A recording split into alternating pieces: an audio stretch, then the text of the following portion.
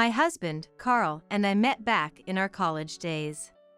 We were in the same faculty, so we often had classes together and knew of each other.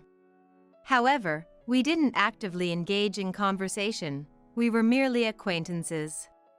But one day, Carl started talking to me more often.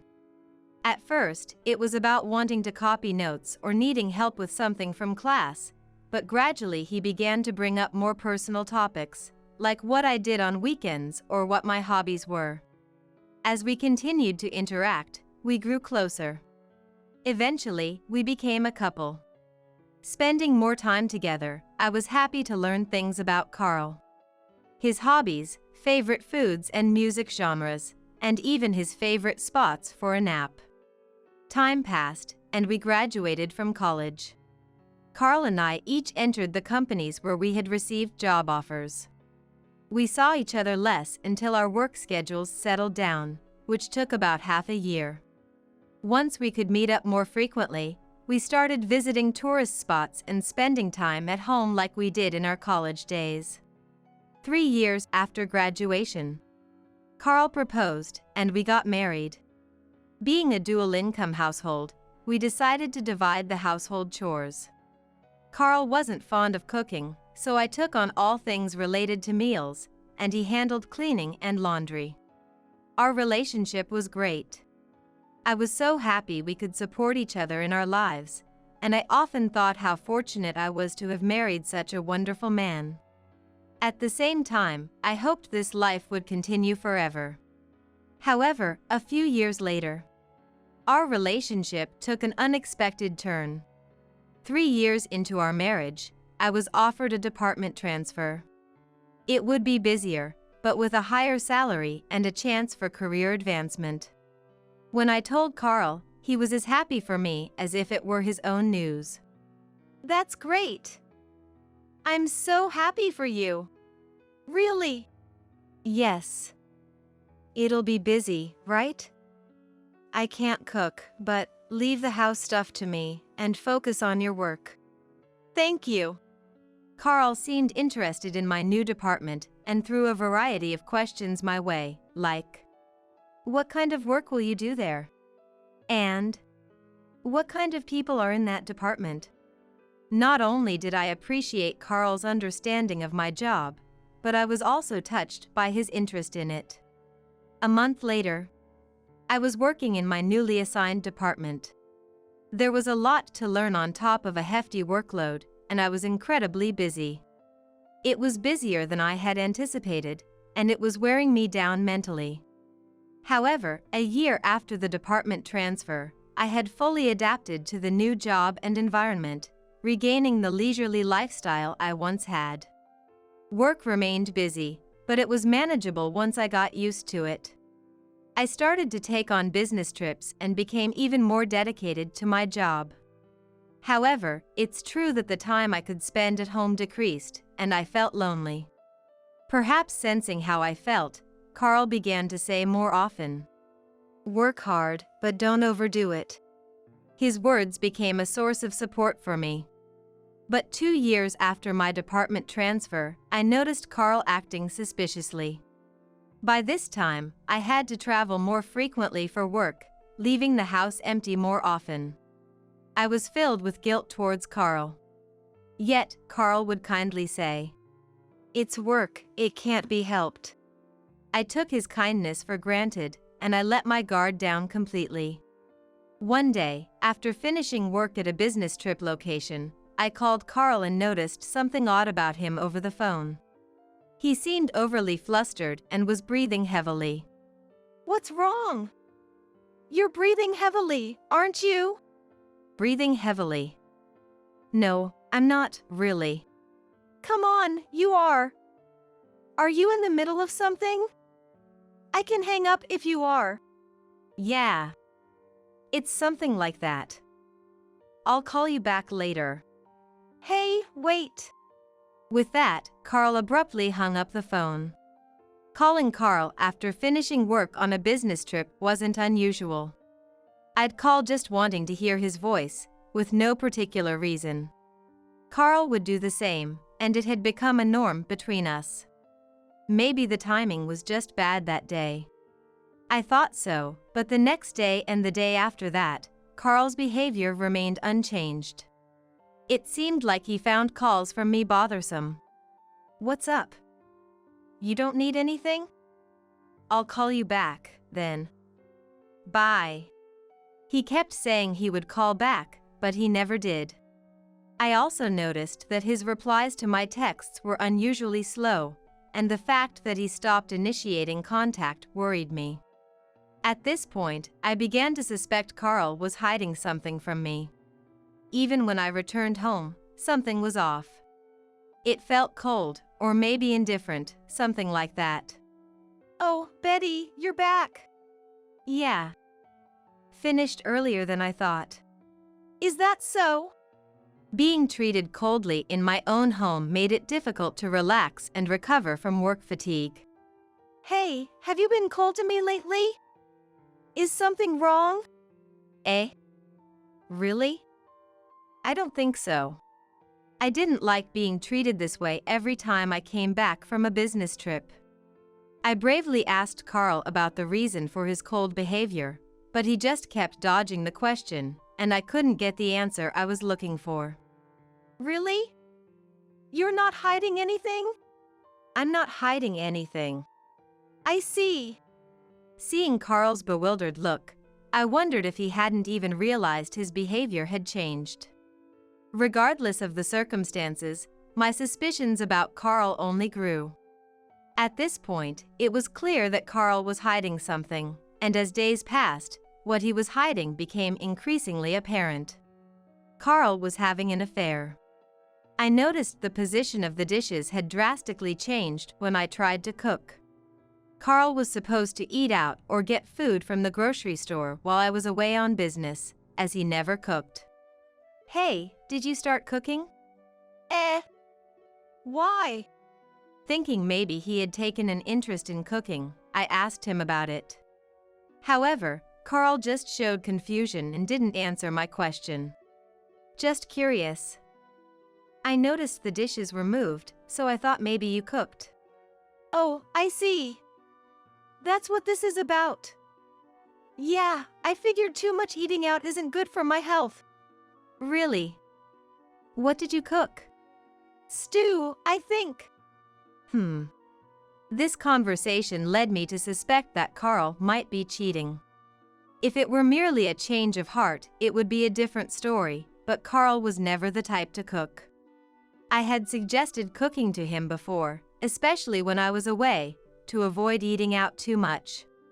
But Carl always insisted. "There's no way I can do it. And it's fine if I only eat out." In fact, there were other things that concerned me besides the dish arrangement. Particularly, how unusually tidy the room was. Sure, Carl was in charge of cleaning, but even considering that, it felt too neat. Thinking that Carl might have brought his affair partner home made everything make sense.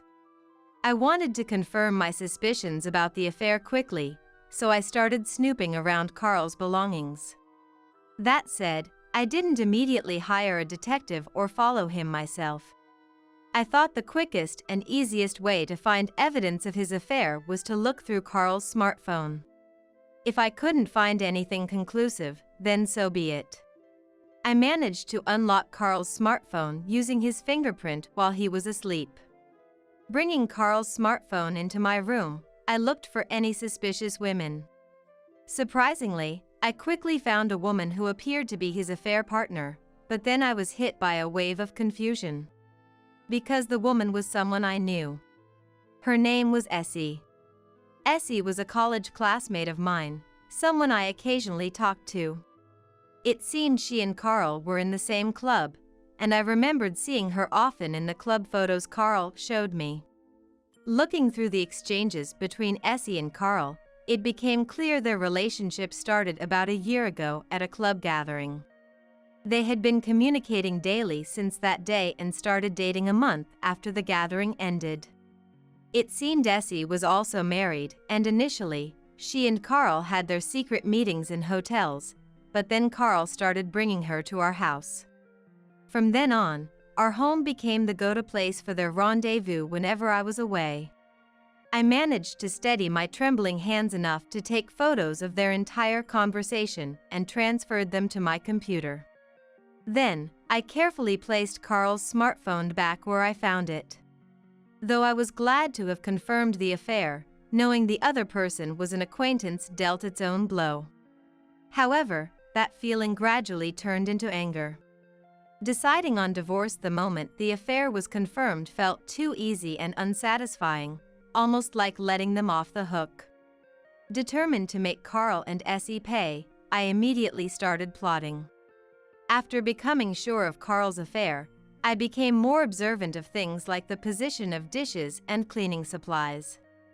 I also started paying attention to the amount of my cosmetics and shampoo being used. Seeing my seldom-used toner depleted, I knew Essie had been using it without permission, which made my anger boil. When I noticed a significant amount of my expensive serum was gone, I couldn't help but let out a huge sigh of frustration. "Hey, you started doing skincare? That's surprisingly unlike you." Skincare? Why? Was something used? "No, just. Your skin seemed in good condition recently." Oh, I see. Talking to Carl about it was entertaining, even knowing he might realize I was onto him. His panicked expression was amusing, almost blatantly saying he was hiding something. Maybe I was toying with Carl to keep some sense of control. Carl never tried to erase any trace of Essie, though a little caution could have spared him. Instead, I felt Essie's presence more strongly. Leaving signs of cooking or finding hairs that belonged to neither Carl nor me in the bathroom made me doubt their effort to hide the affair. I documented all potential evidence in photos and saved them on my computer. Carl often didn't answer my calls when I was on business trips, and his replies to my texts were unusually slow. I got into the habit of assuming he was with Essie at home during those times, feeling miserable each time. After a year of living this way, I finally had everything ready and decided to execute my long-planned revenge. Next week, I have to go on a business trip for a couple of days again. Sorry to leave you alone. Oh, is that so? Do your best. Don't worry about me.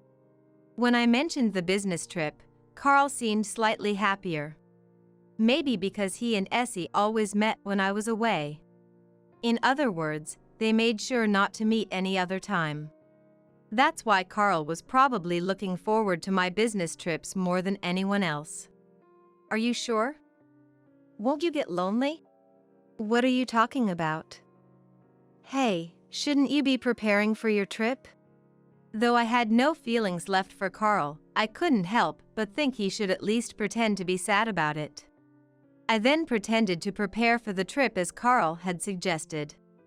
Actually, going on a business trip was a lie. The days I told Carl I would be away were actually when I planned to work remotely. If Carl thought I was not home, there was a very high chance he would bring Essie over for their secret rendezvous. My idea of revenge was to burst in on them when they were in the midst of enjoying themselves and confront them with a divorce.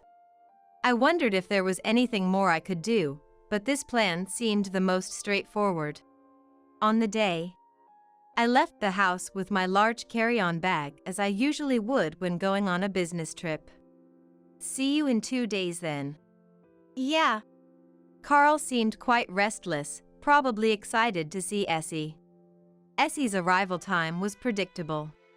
On Carl's workdays, it was 7 p.m., and on his days off, it was 10 a.m. That day was Carl's day off, so she would likely arrive around 10 a.m. After working at a cafe until the expected time, I returned home, wondering if Essie had arrived. I quietly entered the house and unlocked the door. Right inside, I found a coat strewn about that I would never wear. I immediately knew it was Essie's and was secretly pleased my suspicion was correct. Then, I stealthily returned to my room and continued my remote work. This is amazing. I'm so glad Betty has so many business trips. Yeah. I'm happy we get to meet so much. Nobody suspects a thing, and it's the perfect spot. The next room was Carl's. Listening in, I could hear Carl and Essie happily chatting away. How come Betty hasn't noticed anything? I would definitely notice if it were me. But it's because Betty is oblivious that we can meet like this, right? Well, that's true.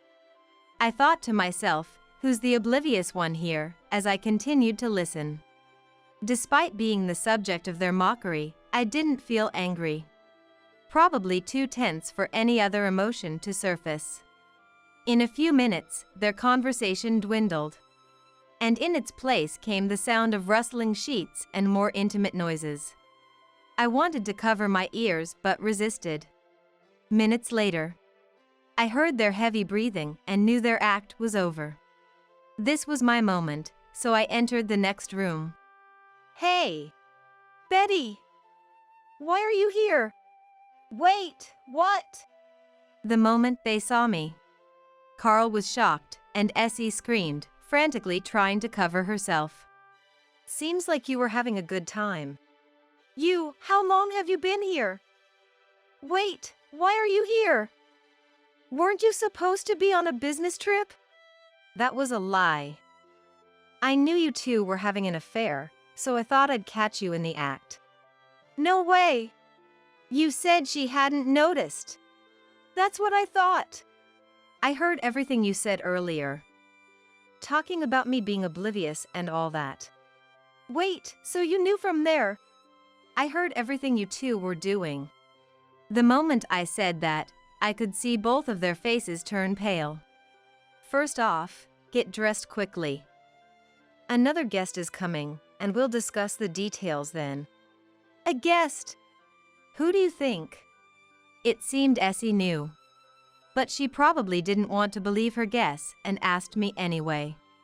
You know, don't you? You probably at least have a guess. Anthony. Correct. I also called Anthony. Anthony is Essie's husband and was in the same college year as Carl and me. When I found out Carl's affair partner was the married Essie, I asked a friend who was close to Essie. That's how I quickly learned that Anthony was her husband.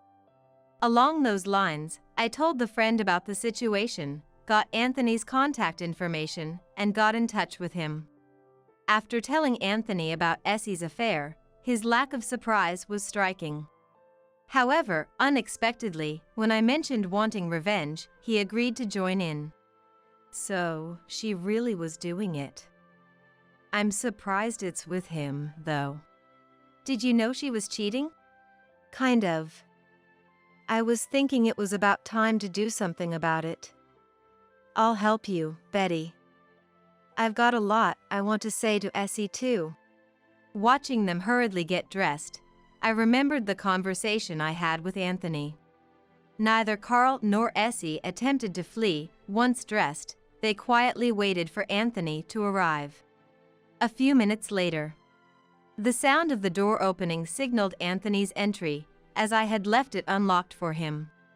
I had informed Anthony about the plan and the timing, so I felt relieved that things would proceed smoothly. Essie, what the hell are you doing? Anthony. Well, this is, I'm not asking you.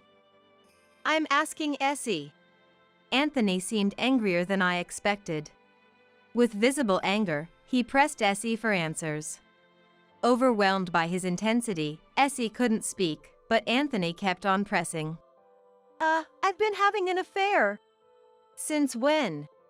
Over a year ago. It started with that club gathering, didn't it? Yeah. Essie looked at Anthony as if wondering how he knew all this. You're too obvious. Coming home wearing men's perfume, suddenly changing your taste in clothes. Did you think I wouldn't notice?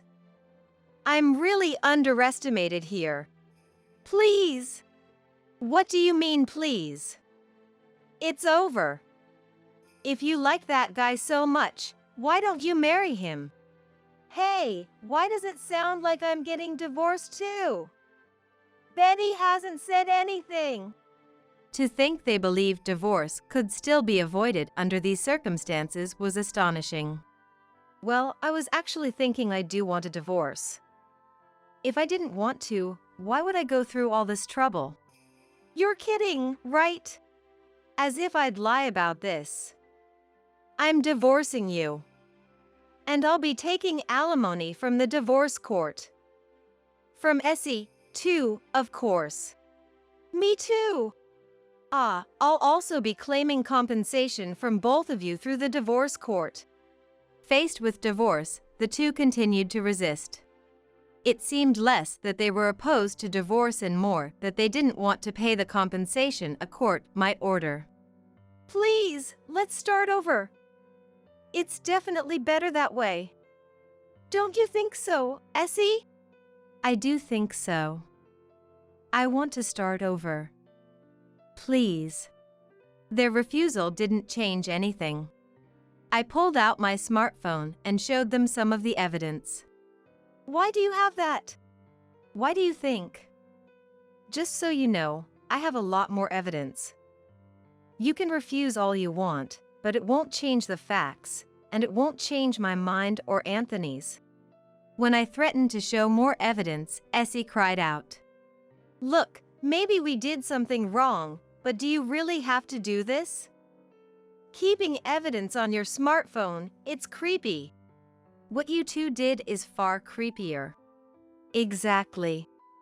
Fine. We'll divorce. Hey, why don't we live together? We'll definitely be happier. Think about it. They trapped us, you know. Can you really live with someone like that? Hearing Essie's words, Carl seemed to make up his mind. Yeah, you're right. Fine, if you want a divorce, I'll give you one. Really? Then sign the divorce papers, please. Give it here. Right, living with someone you can't trust. That's right. So creepy. While complaining, Carl and Essie both signed their respective divorce papers. Here, happy now? I've signed too. Finally, we can go our separate ways. Thank you. Just so you know, I'll be claiming compensation through the divorce court, so don't run away. Of course. Anyway, I'm glad. Now you can't waste all my money. What are you talking about? You hardly make any money. Oh, did I not tell you? I've been offered a promotion. My salary's going up. If it were you, you'd just blow it all away, so it's good we're divorcing before that happens. Wait, what? Essie seemed unaware of Anthony's impending promotion. Following that, I also informed Carl of my situation. Actually, I've been offered a promotion too. It's good I worked hard while you were messing around. You too? Yes. And my salary is going to increase quite a bit. But it's none of your concern anymore. Hearing about our promotions, Carl and Essie's previously defiant attitude began to crumble. Maybe we can cancel the divorce? I can change. Please? Me too. I'll do more around the house and stop wasting money. Please, can't we? At this point, it was clear they were only interested in the money.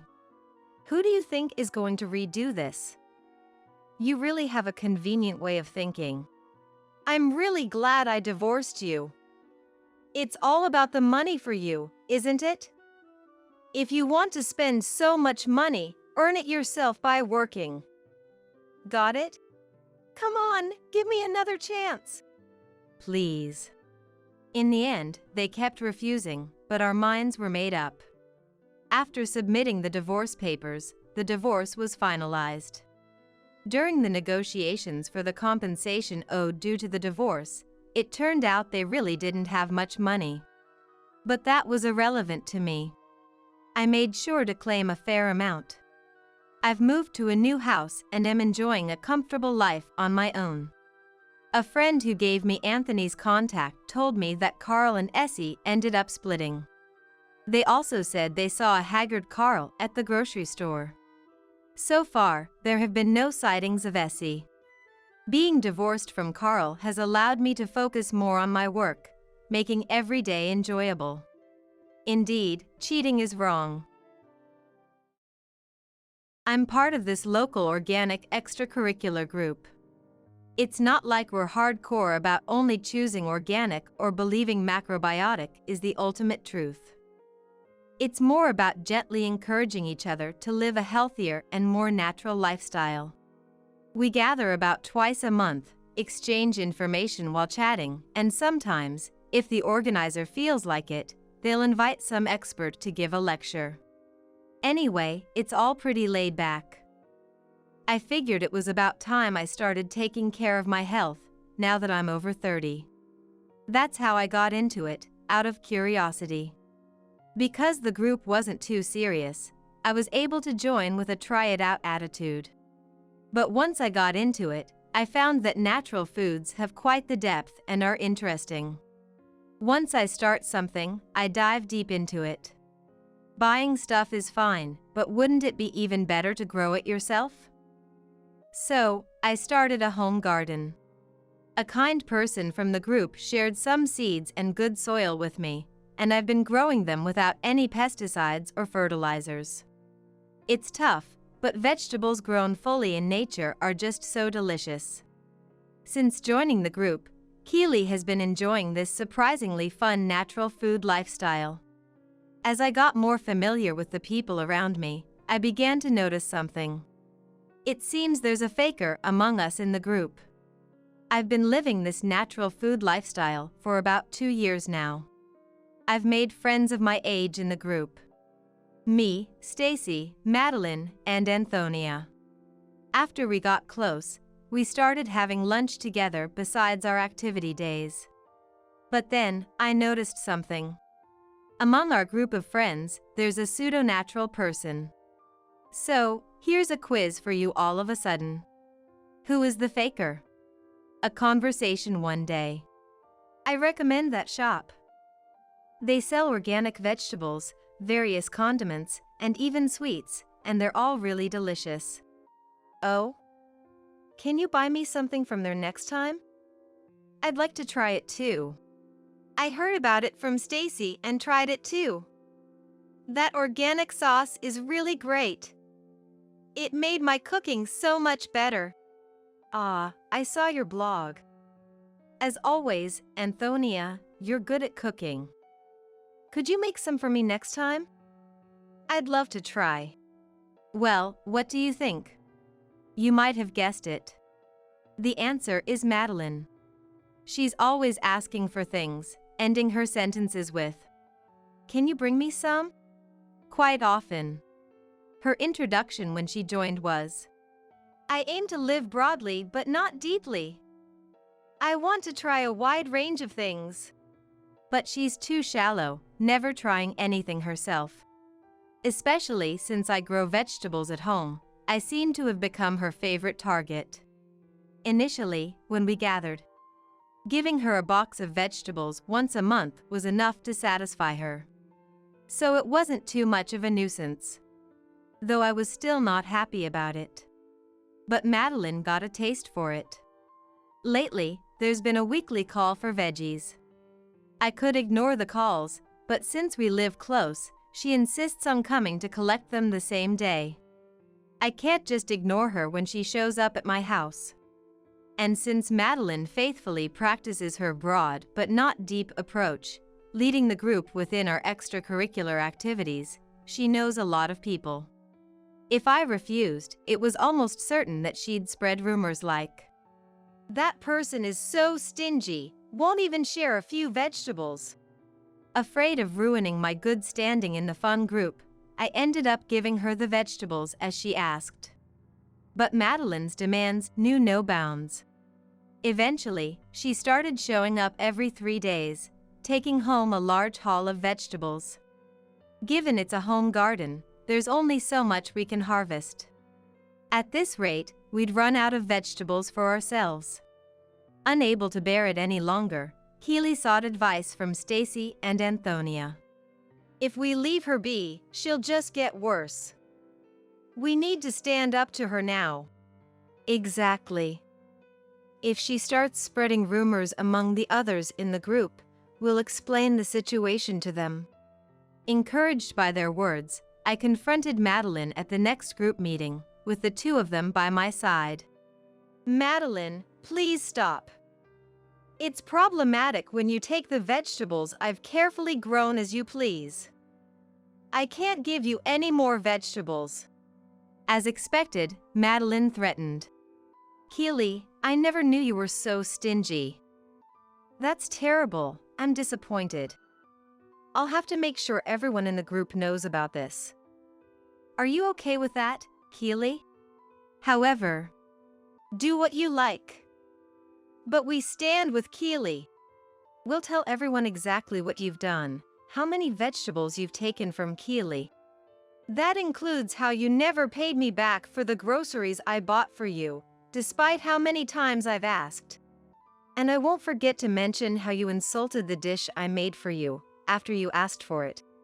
Stacy and Antonia countered, leaving her speechless. In fact, Keely wasn't the only victim of Madeline's behavior. Stacy and Antonia were also troubled by Madeline's actions. Stacy, knowledgeable about shops, was often asked to make purchases with the promise of being paid back. Next time. A promise never kept. Antonia, a skilled cook, had made dishes Madeline wanted to try, only to be told, "What's this? It tastes awful. How can you eat something like this?" And she received harsh comments on her blog too. Madeline, now subdued, began to cry. "Keely, I'm sorry. Your vegetables are just so delicious. I couldn't help myself. How can I continue to receive vegetables from you?"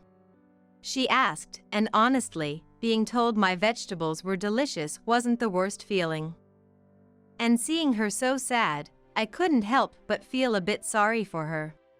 "So, I can't give them away for free, but if you pay for them, I'll be happy to share the vegetables," I decided. Hearing this, Madeline brightened up and with a big smile said, "Thank you." And she is happy about it. Keely thought, well, if she's learned her lesson and it means my friends get to enjoy tasty vegetables, then it's all good.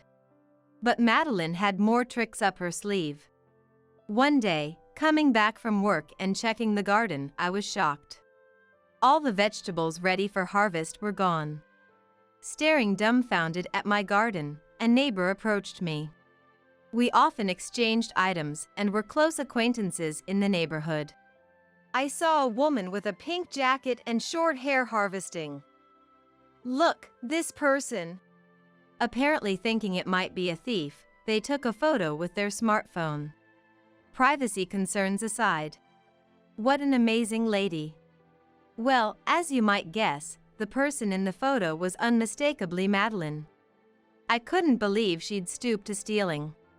What were those tears about? Furious, Keely immediately called Madeline.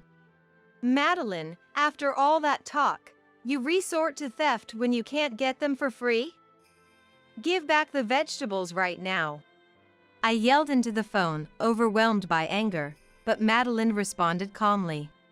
"I just happened to pass by and decided to take some vegetables on the way.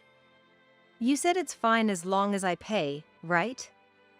I've put the money for the vegetables in your mailbox." Feeling guilty for lashing out if she had indeed left the money, I ended the call to check the mailbox. Inside was a souvenir-like box with money written in large letters on it. Curious, I opened it. I couldn't help but scream. Inside was a mass of donuts, so moldy they seemed like moss-covered rocks. I immediately called Madeline again. Then she said, "The payment is 1 box of donuts. It was a gift, but it's worth about $30, so it's more than enough for the vegetables, isn't it? Mold as payment, what a joke. Then you eat them, I thought, barely containing my anger. Oh? They were fine when I put them there. Maybe the humidity at your place is bad, and they got moldy quickly? It's not my fault, so it can't be helped, she replied, and I was so tired of dealing with her that I just hung up, giving up. I couldn't stay silent after being mocked to this extent. I resolved to get back at Madeline, no matter what. Recently, Keely had picked up a new hobby. Prompted by a fellow extracurricular activity member, she started beekeeping. It's a simpler extension of the home garden, but she could actually harvest honey.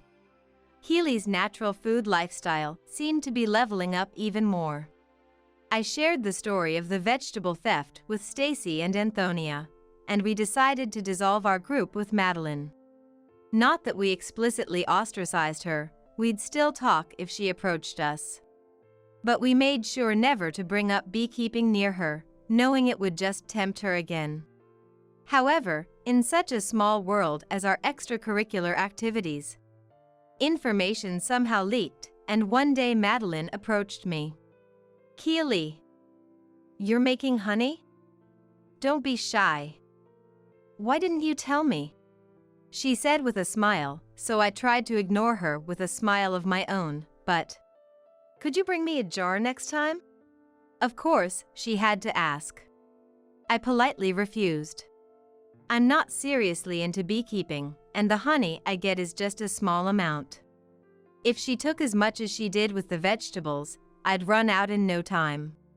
I'm stretched thin just sharing with Stacy and Antonia.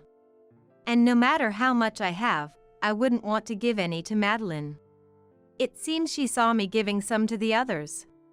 That's so mean to play favorites, she cried, but I ignored her. She left, complaining. A few days later, something was missing from Keely's garden. Knowing the culprit, Keely didn't hesitate to call. Madeline, do you know what happened to the large jar from my garden? As if she was waiting for it. Ah, the big honey jar? I just happened to pass by and took it. Clearly, Madeline was the culprit.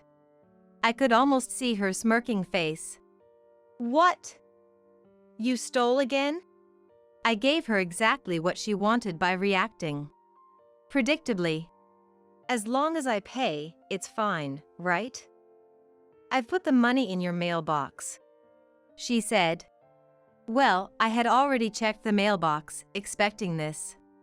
Inside was another money box, which smelled horribly of mold from the outside, so it went straight to the trash without opening. Same old trick, how dull. But, did you know? You see Winnie the Pooh enjoying honey from a big jar, but nowadays, it's rare to store honey in such an obvious jar. So, what kind of jar did Madeline take, you might wonder? Here's how it went down. Don't open that jar, I strongly insisted. Eh? Why? Madeline sounded amused by my distress. Don't open it. Maybe I'll just open it? Don't open it. Maybe I will. Absolutely do not open it. I'm going to open it. Ah, she did it. The scream I heard over the phone was far beyond any cry I could muster. Well, to be clear, this jar was a trap. I figured Madeline would definitely come for the honey. And if she found something resembling it, she'd surely take it. That's why I set it up. I bought a cheap jar from the store, painted it with colors using Winnie the Pooh as a model, and even varnished the rim to give it that honey-dripped look. It's been years since I last did a craft project like this. By the way, instead of honey, I wrote funny on the jar. I wonder if she noticed. But, no matter how much it looked the part, Madeline would surely find it odd if the jar was empty inside. So, I made sure to fill it up with plenty. Of course, it wasn't honey. It would be a waste to use the honey I meticulously made just to trap Madeline. So, what did Keely fill it with? Well, since I was giving Madeline the jar to take home, I might as well return something she deserved. What did I put inside, you ask? Out of the surprise jar, not a jack-in-the-box, a mysterious green object appeared. Not just a moss-covered stone, but a donut covered in mold. The honey jar was stuffed full of moldy donuts. Just imagining it is terrifying. Further horrors awaited Madeline. Even if rotten, the donuts were still sweet. With such things in the garden, they wouldn't just sit by silently. What is this, a joke? Madeline was furiously loud for a while before suddenly going quiet. Then, I wondered what happened when a tremendous scream erupted. So what happened? Ants, ants! They were swarming. The ants. Actually, this was unexpected. I intended to trouble her with moldy donuts by setting up the jar trap. Right. Leaving a donut jar in the garden would attract ants. It wasn't my intention, but while the jar was waiting for Madeline in the garden, ants were drawn to the donuts. Thus, the ultimate trap was born, moldy donuts with a side of ants. Madeline, caught by the revenge of the moldy donuts and ambushed by ants, seemed to have dropped the jar.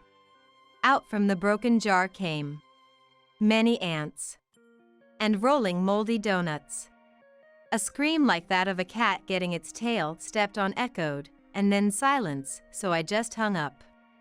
Well, the donuts were a modest thank you to the ants for their cooperation. Probably they won't get sick from it. I hope they enjoyed it. Haunted by the jar full of ants, Madeline never came near Keely's garden again. From today on, you'll be the one taking care of Mom. Caden's wife, Bonnie, said to their younger brother Danny, forcefully pushing the wheelchair I was sitting in towards him. Wait a minute. I can't just suddenly take on that responsibility. Give me a little more time. Before Danny could finish, Caden and Bonnie got into their car and drove away. It all happened in the blink of an eye. Caden had always been somewhat indifferent. But to think that he would abandon his own mother, me. Danny's wife, Cindy, poked her head out from the room on the left side of the entrance, laughing. Caden and Bonnie really don't get it, do they? Cindy's remark made me laugh too. She was absolutely right. I'm glad we prepared for this in advance. Caden and Bonnie will soon regret what they've done. I never imagined I'd end up in a wheelchair. A few years ago, I, Agnes, had an accident on my way home from work and lost the ability to move my lower body. Since then, I've had to live life in a wheelchair. Being forced into this new lifestyle at nearly 60 was challenging at first. I was already divorced from my gambling addict husband, and both of my children had married and moved out. I didn't always have someone to rely on, which only added to my despair. During this time, my younger son Danny and his wife Cindy were there for me. Mom, are you okay? If there's anything we can do, just let us know. They would come over during breaks from their work, Danny and Cindy would say, taking care of the house. Danny, who had just started his own business and was incredibly busy, was nevertheless dedicated in looking after me.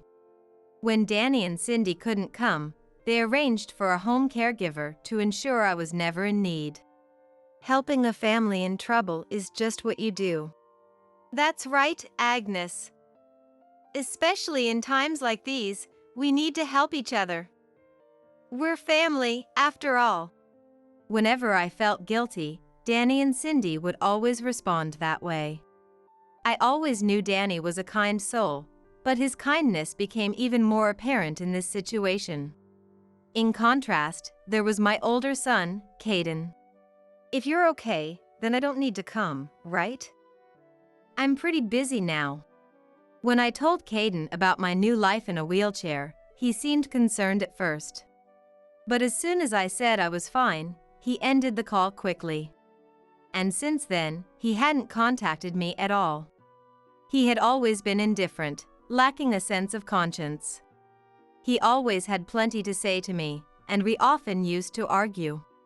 I still remember how he treated me when I caught a cold and couldn't cook a meal. Mom, you always sacrifice yourself for your kids, right? Being born to a parent like you, I guess I'm just unlucky. Caden said coldly, looking down at me as I lay feverish. I can't forget the coldness in his eyes. Similar incidents had occurred several times since then. It was not surprising given Caden's nature, but it was still a shock. However, surprisingly, Caden recently started visiting home. Mom, how are you feeling? He and Bonnie would ask when they came to visit, which really took me aback. Lately, Danny and his wife had become busier as their business took off and couldn't visit as often. Seemingly aware of this, Caden and Bonnie started to come by more frequently. They helped around the house just like Danny and his wife did. It's tough for you alone. We'll try to drop by more often, Caden said with a refreshing smile, making me wonder if he was really the same person. From then on, Caden and Bonnie indeed came every weekend. They were both kind and considerate, as if everything in the past had been a lie. At first, I was shocked by how much Caden had changed and wondered why, but gradually, I started to feel that meeting Bonnie had been good for him. The way Caden looked at Bonnie was filled with kindness. Maybe something in Caden's heart had changed during the time he spent with her. I was grateful to Bonnie for changing Caden. Mom, it's been a while. I finally managed to come. That's what Danny said when he visited after half a year. That day, Caden and Bonnie were also at the house. Although I was delighted to have the family together, the expressions on Caden and Bonnie's faces were stern. You hardly cared about Mom until now, yet you show up like this. Caden snapped as soon as he saw Danny. I wanted to come, but I've been busy with work. I'm sorry. Are you saying we're just sitting around? Even though we're busy, we make time to come here. How can you say something like that? Danny looked downcast and muttered, I'm sorry. Danny and Cindy were really supportive after the accident. My gratitude doesn't change just because they couldn't come for a while. Moreover, I question whether Caden, who didn't visit at the time of the accident, has the right to blame Danny. Caden's rant didn't stop even as Danny apologized. If you were worried about Mom, you'd make time to come, no matter how busy. Showing up now. You're not here for the insurance money, are you? Enough! I shouted. I couldn't bear Caden's baseless accusations. My outburst silenced Caden. But of course, the atmosphere turned sour. Danny and his wife helped with the household chores as usual, but they seemed uncomfortable throughout. It must have been very awkward for them. Despite coming all the way here, Danny and his family left in a hurry. The long-awaited reunion ended in disappointment. I can't believe they came all this way just to leave, I muttered, causing Caden to look angry. They're strange, showing up out of the blue like that. That's not true. Before you and Bonnie started coming, Danny took great care of me, I retorted, and Caden just scoffed. Maybe that's their strategy? I asked what he meant, but Caden didn't answer. Instead, Bonnie spoke up. Caden is just worried. Even if it's not about the insurance, it's strange that Danny and Cindy would suddenly start coming around. Maybe they're planning something? Bonnie seemed to agree with Caden, who nodded. Maybe their company isn't doing so well. So, they're trying to cozy up to you, hoping for some financial help. Stop it! I couldn't bear to listen any longer. Raising my voice made Caden and Bonnie quiet down. Thank you for helping, but I think it's best if you leave for today. I practically forced Caden and his wife out. Why did it have to come to this? I was so sad I felt like crying. A few days later, I received a phone call. It was Cindy. Agnes, I need to talk to you. You might not believe this, but Cindy started speaking seriously. Her voice more severe than I'd ever heard, stirring up anxiety. actually, the last time we were over, I overheard Caden and Bonnie saying, "Soon this house will be ours." It seems like they're planning to drive you out. I was so shocked, I couldn't think straight. Cindy apparently heard Caden and Bonnie talking. Just a little more convincing, and we can get Mom out. Then this house will be ours. Old folks will believe anything if you're convincing enough. It's easy. They were laughing about it, according to Cindy. I can't believe it. I didn't doubt Cindy, but it was hard to believe. That Caden would deceive me for the sake of the house. I understand how you feel. But please, look at this. The screen of her phone lit up. It seemed Cindy had sent me a video. While on the phone, I watched the video. There were Caden and Bonnie saying what Cindy had just told me. I nearly collapsed from shock. Caden's change of heart was just a ruse to deceive me. If he could get me out, the house would be his. He had been kind to me, trying to gain my trust for that purpose. I had almost fallen for their scheme. While I was silent, Cindy spoke up again. So I have a suggestion. What if we demolish the house? If you don't want to hand it over to Caden and Bonnie, demolishing it might be an option. Danny's voice faintly reached me from the background. It seemed like Cindy had put the phone on speaker, and now Danny's voice came through more clearly. Sorry for bringing this up so suddenly, he said, then started to speak. The house is old, isn't it? I've always wondered what your plans were to do with it.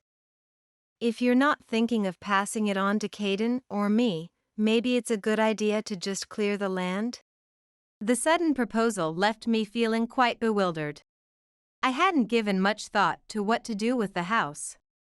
I assumed the children would decide. That's what I had in mind. So being asked to make a decision so suddenly left me puzzled. It's a big decision, so take your time. But please be careful around Caden and Bonnie. You never know what they're planning. With those parting words, Danny hung up. For about a week, I pondered deeply. This house was bought with hard work by both of us before my husband got hooked on gambling. It's filled with both good and bad memories. What's the best thing to do? While caressing the pillar where Caden and Danny's heights were marked, I kept thinking. Even during that week, Caden and Bonnie kept visiting. Danny and Cindy have been coming around a lot lately. Wonder what they're up to. Maybe they're after your money. You shouldn't give in to them. Bonnie's smile stirred anger within me. It's you two who are trying to take from me, isn't it? I endured and tried to behave normally. Knowing Caden and Bonnie's true intentions made their kindness feel deceitful. Rather than letting Caden and Bonnie have their way with the house, I might as well. I made up my mind, picked up my mobile phone, and made a call. After a while, Caden and his group came to the house again. As soon as they entered, Caden started calling Danny. Danny, I have something important to discuss. Can I come over to your place? Caden spoke briefly with Danny and then hung up. We'd like to have an important discussion with Danny and his family. It involves you, Agnes, so we'd like you to join us. With those words, Bonnie smiled. I obediently got into the car, as told. It took about 3 hours to drive to Danny's house. Danny and Cindy had been commuting this distance for us. Thinking about it made me feel grateful yet somewhat guilty, a strange mix of emotions. Upon reaching Danny's house, without waiting for Bonnie and me to get out of the car, Caden briskly walked towards the entrance. As soon as Danny appeared, Caden said, From today on, you'll be the one taking care of Mom. Bonnie pushed the wheelchair I was sitting in towards Danny, as if thrusting me at him. Just wait a minute. You can't just spring this on me. We need to talk more. Danny was cut off mid-sentence as Bonnie began to speak. This is assisted living, isn't it? It was so difficult to get here with the house being near the mountains. We've done our part in taking care of Agnes. Now it's your turn. With a dismissive smile, Bonnie said this, and then she and Caden got into their car and left. It all happened so fast. Left behind, I was welcomed into Danny's home. I can't believe they actually left you, Danny murmured with disappointment. Footsteps echoed as Cindy came out of a room on the left side of the entrance. Laughing. Caden and Bonnie really don't get it, do they? Cindy laughed so much that I ended up laughing too. I wondered how they would react when they realized things didn't go as they planned. Just imagining it made me laugh even more. Danny, who had believed in Caden until the end, watched us with a complex expression. Mom! What's going on? It was about 5 days after I was kicked out of the house that I got a call from Caden. What's wrong? What's going on? I tried to sound as calm as possible. Caden seemed irritated. What do you mean, what's going on, damn it? He muttered. Just now, some company showed up at the house saying they're starting demolition work and kicked us out. The company Caden was talking about must have been the one I had arranged. Following Danny's suggestion, I had decided to demolish the house. I had managed to complete the procedures before Caden and his wife could take over, feeling relieved, but then they showed up. What's going on? We were planning to live in that house. We even gave up our apartment. What are you going to do about it?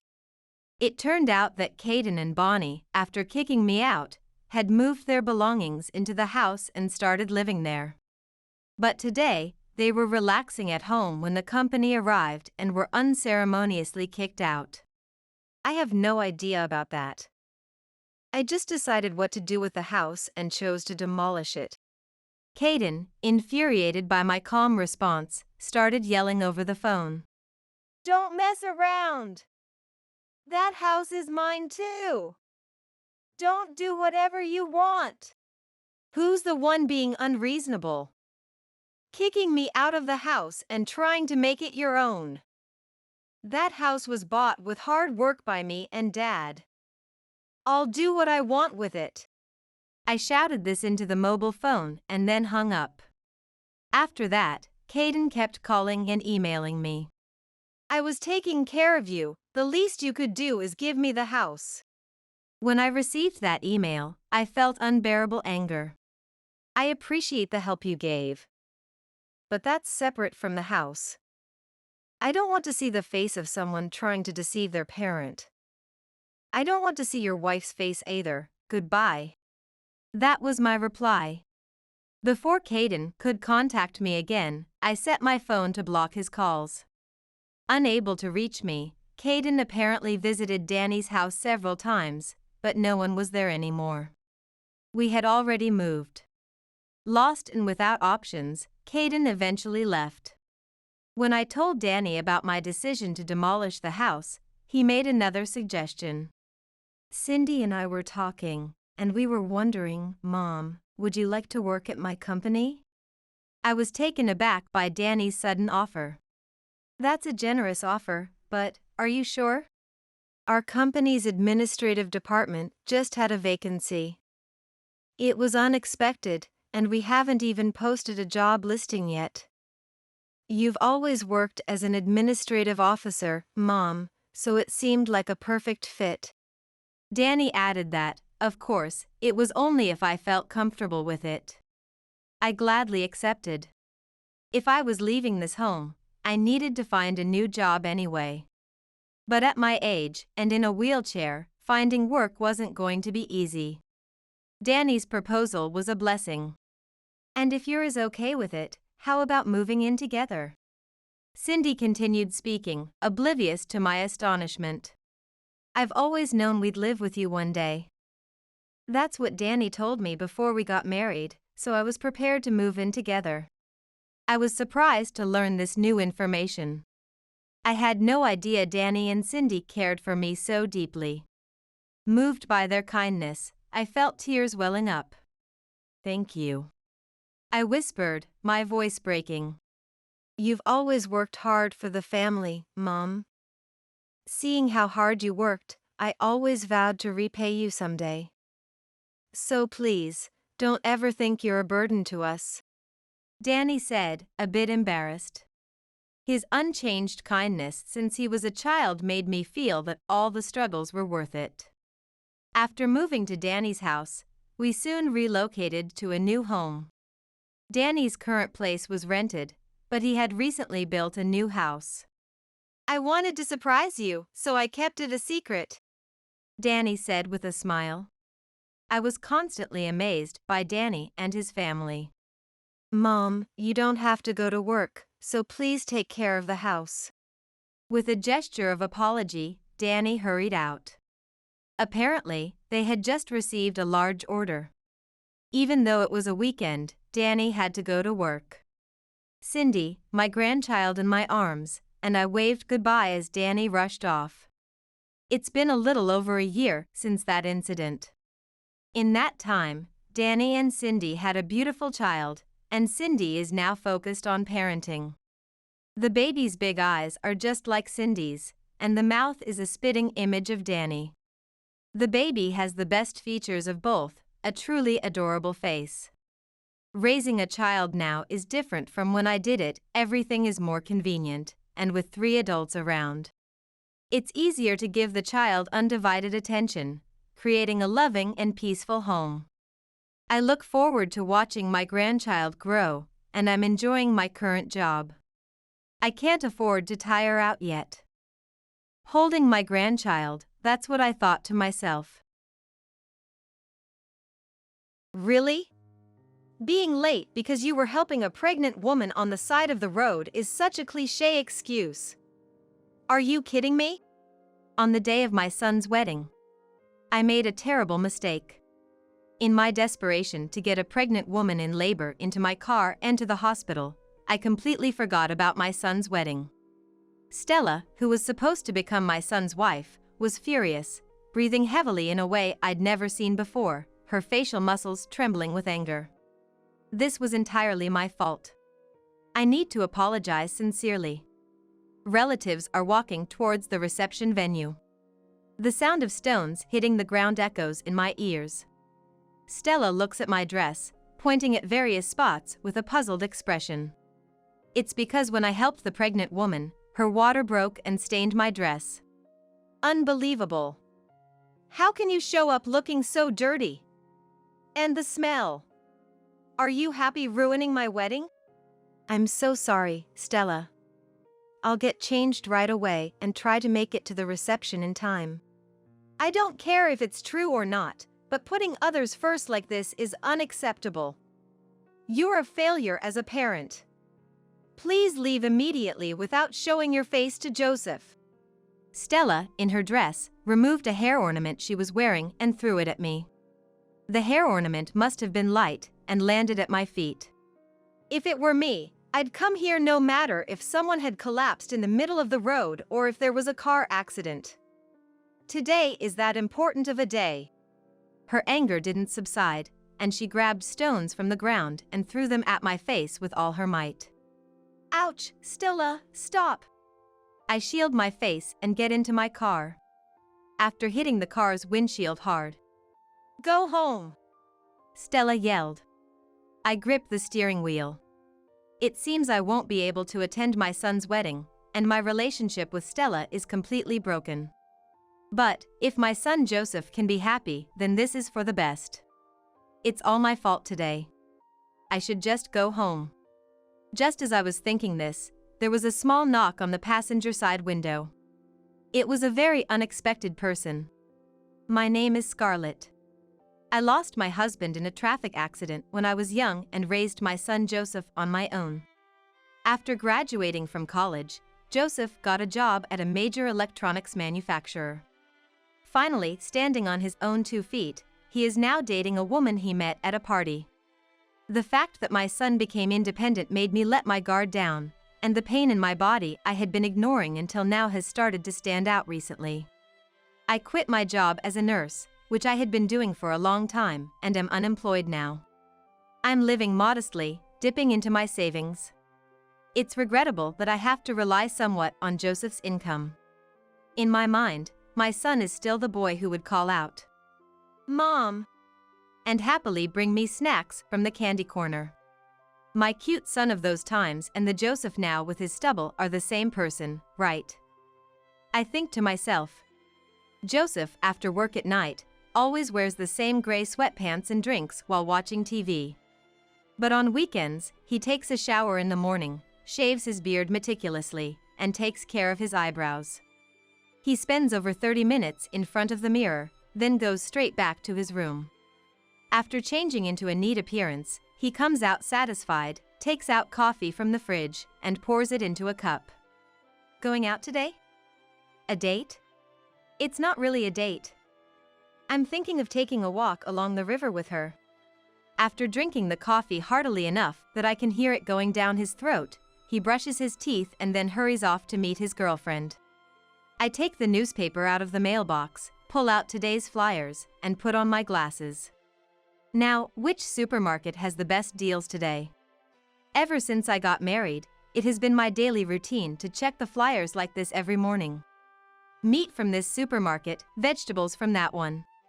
After marking some flyers with a red pen, I suddenly tilt my head. Dressing up just for a walk. Does she really enjoy that? Joseph never wastes money unnecessarily, perhaps because I always nag him about saving money. As a child, he showed no interest in toys or video games, instead drawing on the back of newspaper flyers every day.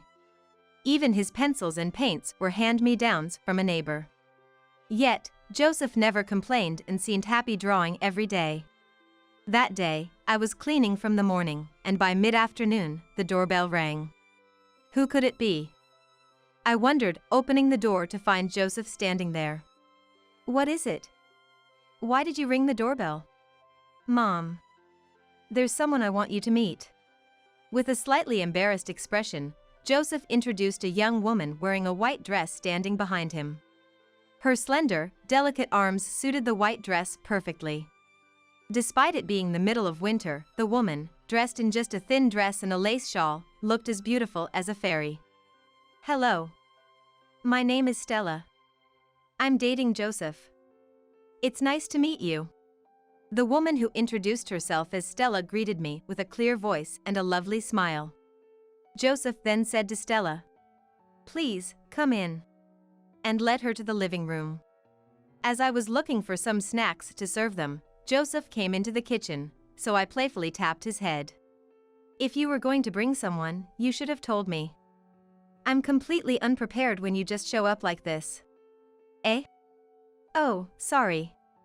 Stella didn't want to tell you about coming over because she wanted to see our home as it is. As it is, huh? I'm relieved I cleaned up in the morning. As we talked a bit, Joseph, with a serious look, told me he was considering marrying Stella. Joseph is over 30 now, and I had been bracing myself for a day like this to come.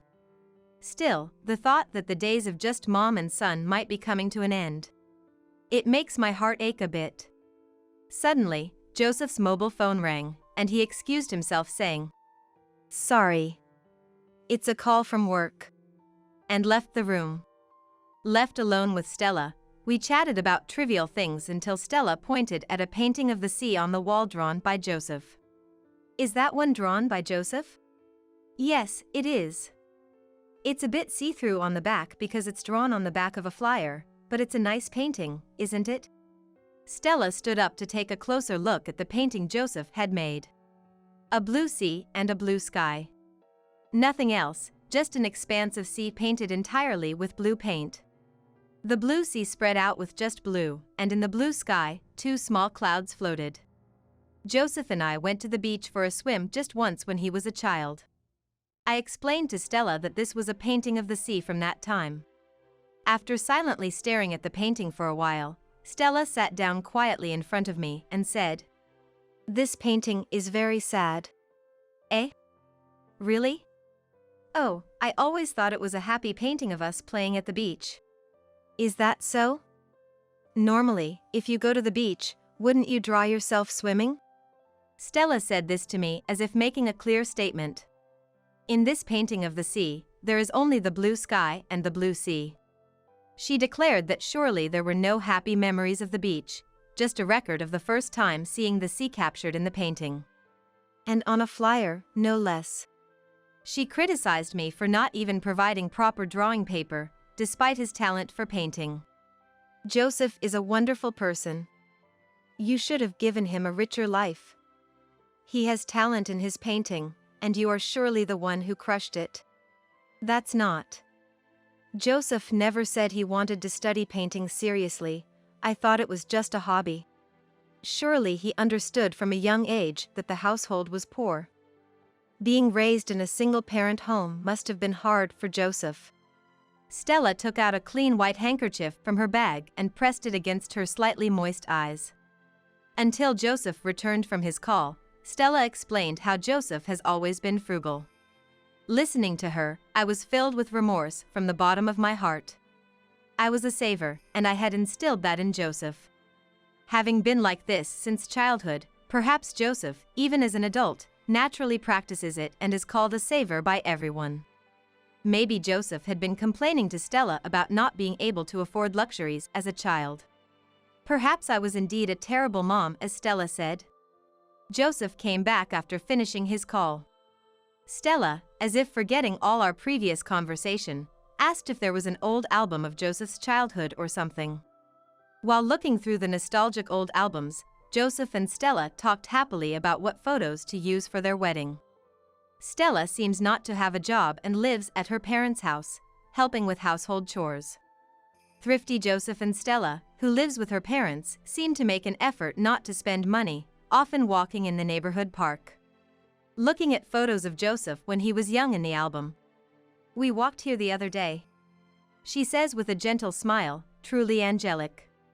A whole year was about to pass since our first meeting. Joseph and Stella continued to date smoothly, and from what I've heard, they got along well without any major arguments. Sometimes when they came to visit, Stella would look at the painting of the sea on the wall and murmur sadly, "Poor thing." So one day, I took it down from the wall and hid it in a corner of a shelf. I wanted to avoid anything that might worsen Stella's impression of me. Later, I had the chance to meet Stella's parents. Stella's parents seemed kind and gentle, impressed by how I had raised my son alone after losing my husband at a young age. Stella, not seeming amused, listened in silence. Even now, with the wedding imminent, a heavy atmosphere lingered between me and her. Then came the wedding day. The weather forecast promised clear skies all day. Blessed with fantastic weather, it was warm and pleasant despite being midwinter, with no wind. I managed to dress myself in a gown borrowed from a relative and wore sneakers to drive to the venue. I left home with more than an hour to spare. On the way, I stopped at a grocery store to buy a drink and noticed a woman crouched in a corner of the parking lot. I thought she was just sitting, but I could faintly hear moaning, so I approached. "Are you okay?" The woman sitting didn't respond to my voice. Instead, she was breathing heavily, desperately gripping the hem of her dress. I realized she was pregnant, and that she had just gone into labor. I was a nurse once, so I've seen this situation many times. In as calm a voice as I could muster, I smiled and said, "Can you get into my car? I'll take you to the hospital."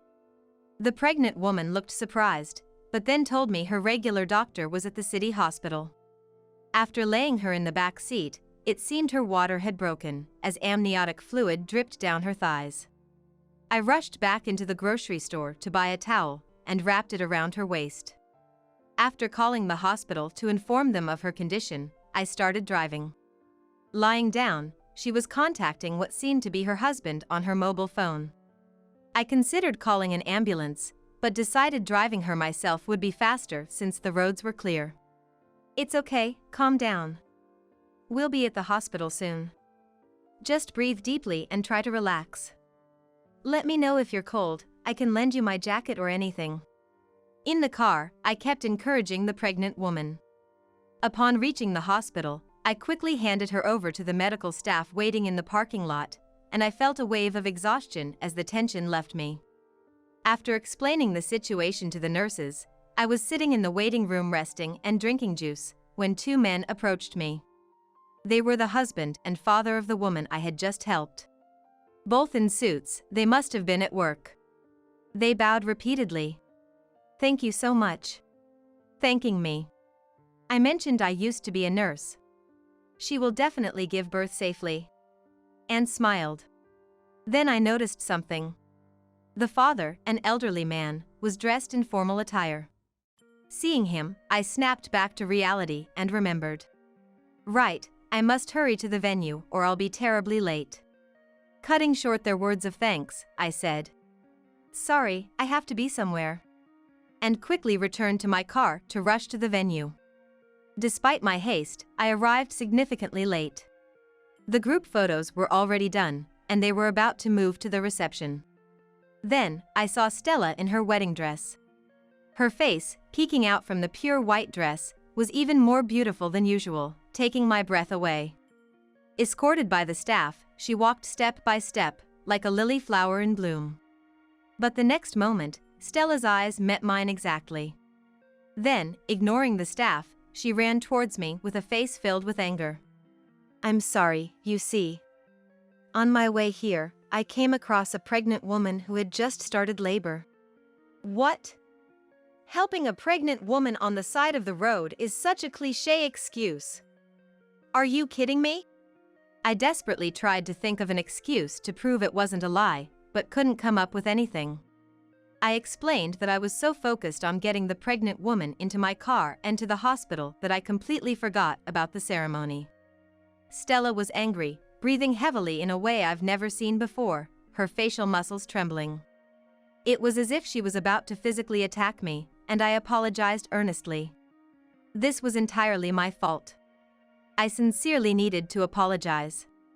Thinking about how Joseph would have been looked down upon by the attendees for having his parents' seat empty hurt me. Stella pointed at various spots on the dress I was wearing, her face forming a puzzled expression. It was because the fluid had stained my dress when I was assisting the woman whose water had broken. Unbelievable. How can you show up in such a dirty state? And the smell. This is too much. Are you happy ruining my wedding? I'm so sorry, Stella. I'll get changed right away and try to make it at least to the reception in time. I don't know if it's true or not, but putting others first like this is unacceptable. You're a failure as a parent. Please leave immediately without seeing Joseph. Stella slowly removed a hair ornament she was wearing and threw it at me. The hair ornament must have been light and landed at my feet. Her anger didn't seem to subside, as she grabbed stones from the ground and threw them at my face with all her might.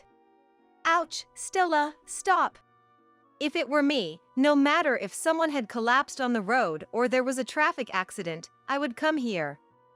Today is that important of a day. Despite Stella's words, calling an ambulance would have been slower than me driving her. Yet, I didn't have time to make such excuses as Stella kept throwing stones at me. I shielded my face and got into my car. After Stella hit the car's windshield hard, she yelled, "Go home!" I gripped the steering wheel. It seemed I wouldn't be able to attend my son's wedding, and my relationship with Stella was completely broken. But if it meant Joseph could be happy, then it was worth it. It was all my fault today. I was thinking of just going home. Just then, there was a small knock on the passenger side window. I stiffened and looked in that direction. The father of the pregnant woman I had taken to the hospital was looking at me with a refreshing smile. "Huh? I just saw you at..." As I opened the window halfway, the elderly man smiled even more warmly at me. "I'm sorry I couldn't thank you properly before. My name is Anderson." I got out of the car, glancing at Stella still furious nearby, and bowed slightly before Mr. Anderson. The man who introduced himself as Anderson handed me a business card from a neat jacket. It bore the name of the company where Joseph worked, and seeing his title, I involuntarily covered my mouth. CEO. Are you the president of the company where Joseph works? Anderson smiled broadly and nodded. I had heard that Joseph's boss was coming, but I never imagined it would be the president himself. I admired Joseph's boldness for inviting him, but this wasn't the time for that. I'm embarrassed you had to see such a scene. As I apologized to Mr. Anderson, he shook his head and looked toward Stella. I was on my way to the ceremony when I got a call that my pregnant daughter had gone into labor and was taken to the hospital. I'm sorry for being late, Ms. Bride. No. If there was such a situation, being late is understandable. Is that so? I'm sorry, but your voice was a bit loud and it reached me. She is a savior to my daughter. I truly regret that her kindness caused you inconvenience. But Mr. Anderson continued that he was more angry than sorry. Mr. Anderson said with a stern expression and tone that I had helped his daughter, who couldn't even call for help because she was in labor. That even the hospital was impressed with how quickly I acted, saying that calling an ambulance wouldn't have been fast enough and could have been dangerous. And that he couldn't forgive anyone who would insult a person who had saved someone dear to him. Stella's face turned pale, and she was speechless. Soon, perhaps worried that the bride had not arrived yet, Joseph hurried over. Upon noticing Mr. Anderson, he immediately bowed deeply. Before I could explain the situation, Mr. Anderson, with a smile, stopped me and explained everything to Joseph. His account was much more exaggerated and kinder than anything I could have said. He described how a brave and wonderful woman had helped a pregnant woman, leading to her late arrival at the important ceremony, and how Stella, failing to understand, had thrown stones at me. Indeed, as befits the president of a large company, his explanation was very skillful. Joseph, who had been listening intently, was visibly shocked. Sensing the tense atmosphere, Stella's parents approached with concerned looks on their faces. Worried this might turn into a condemnation of Stella and ruin the wedding. I apologized to Mr. Anderson and to Stella as well. I'm sorry. I'm really sorry. It's all my fault for not coming to the venue right away. Yes, that's right. Normally, wouldn't you change at the venue? Why did you come from home already dressed? Because I was told that using the dressing room at the venue would cost extra. I involuntarily shrank. Indeed, she was right. I could have sent the dress to the venue and changed there, using a dressing room. But I hesitated because of the extra costs for sending the dress and using the changing room. I had heard that the wedding expenses were carefully saved up by Joseph and Stella themselves. I didn't want to inflate the costs just because of me. Thinking so turned out to be a mistake. Poor Joseph, having to live with such a poor mom. How sad for him. How much more do you plan to make him suffer? My vision went white, and I placed a hand on my forehead and looked up at the sky. What a blue sky. What a perfect wedding it could have been, had I not been late. As I nearly collapsed, a large hand supported me from behind. Joseph firmly gripped my shoulder, staring at Stella. His eyes were not those of the kind son I knew, but rather cold. Mom was very good at saving money, making sacrifices so that I could attend university without needing student loans. I'm very grateful. Joseph. It's true we were poor, but Mom always put me first, raising me with lots of love. You have no right to say she made me suffer. I had always regretted making Joseph live a modest life since meeting Stella. Not being able to buy him the games he wanted, nor taking him to amusement parks. I thought maybe he resented having a forced saving mentality due to our poverty, not being able to say I want this, or I want to go somewhere. That's how I thought about Joseph. I'm sorry, Stella. But after you've insulted Mom like this, I can't imagine a life with you anymore. Let's call off the engagement. What? Don't be ridiculous. Don't be such a mama's boy. Stella's expression snapped with Joseph's unexpected declaration of calling off the engagement. Once as beautiful as a white fairy, her skin turned bright red, and mascara ran down from her tears, looking witch-like. As she cried and screamed like a demon, no one knew how to react, watching from a distance. Joseph spoke to her quietly, though his words likely didn't reach her ears. Still, he spoke in a calm, gentle voice. Disregarding savings and mocking poverty is prejudice. Saving is necessary for the future. Instead of ridiculing it, I wished we could respect each other and acknowledge diversity. I looked at Joseph's profile, which looked lonely.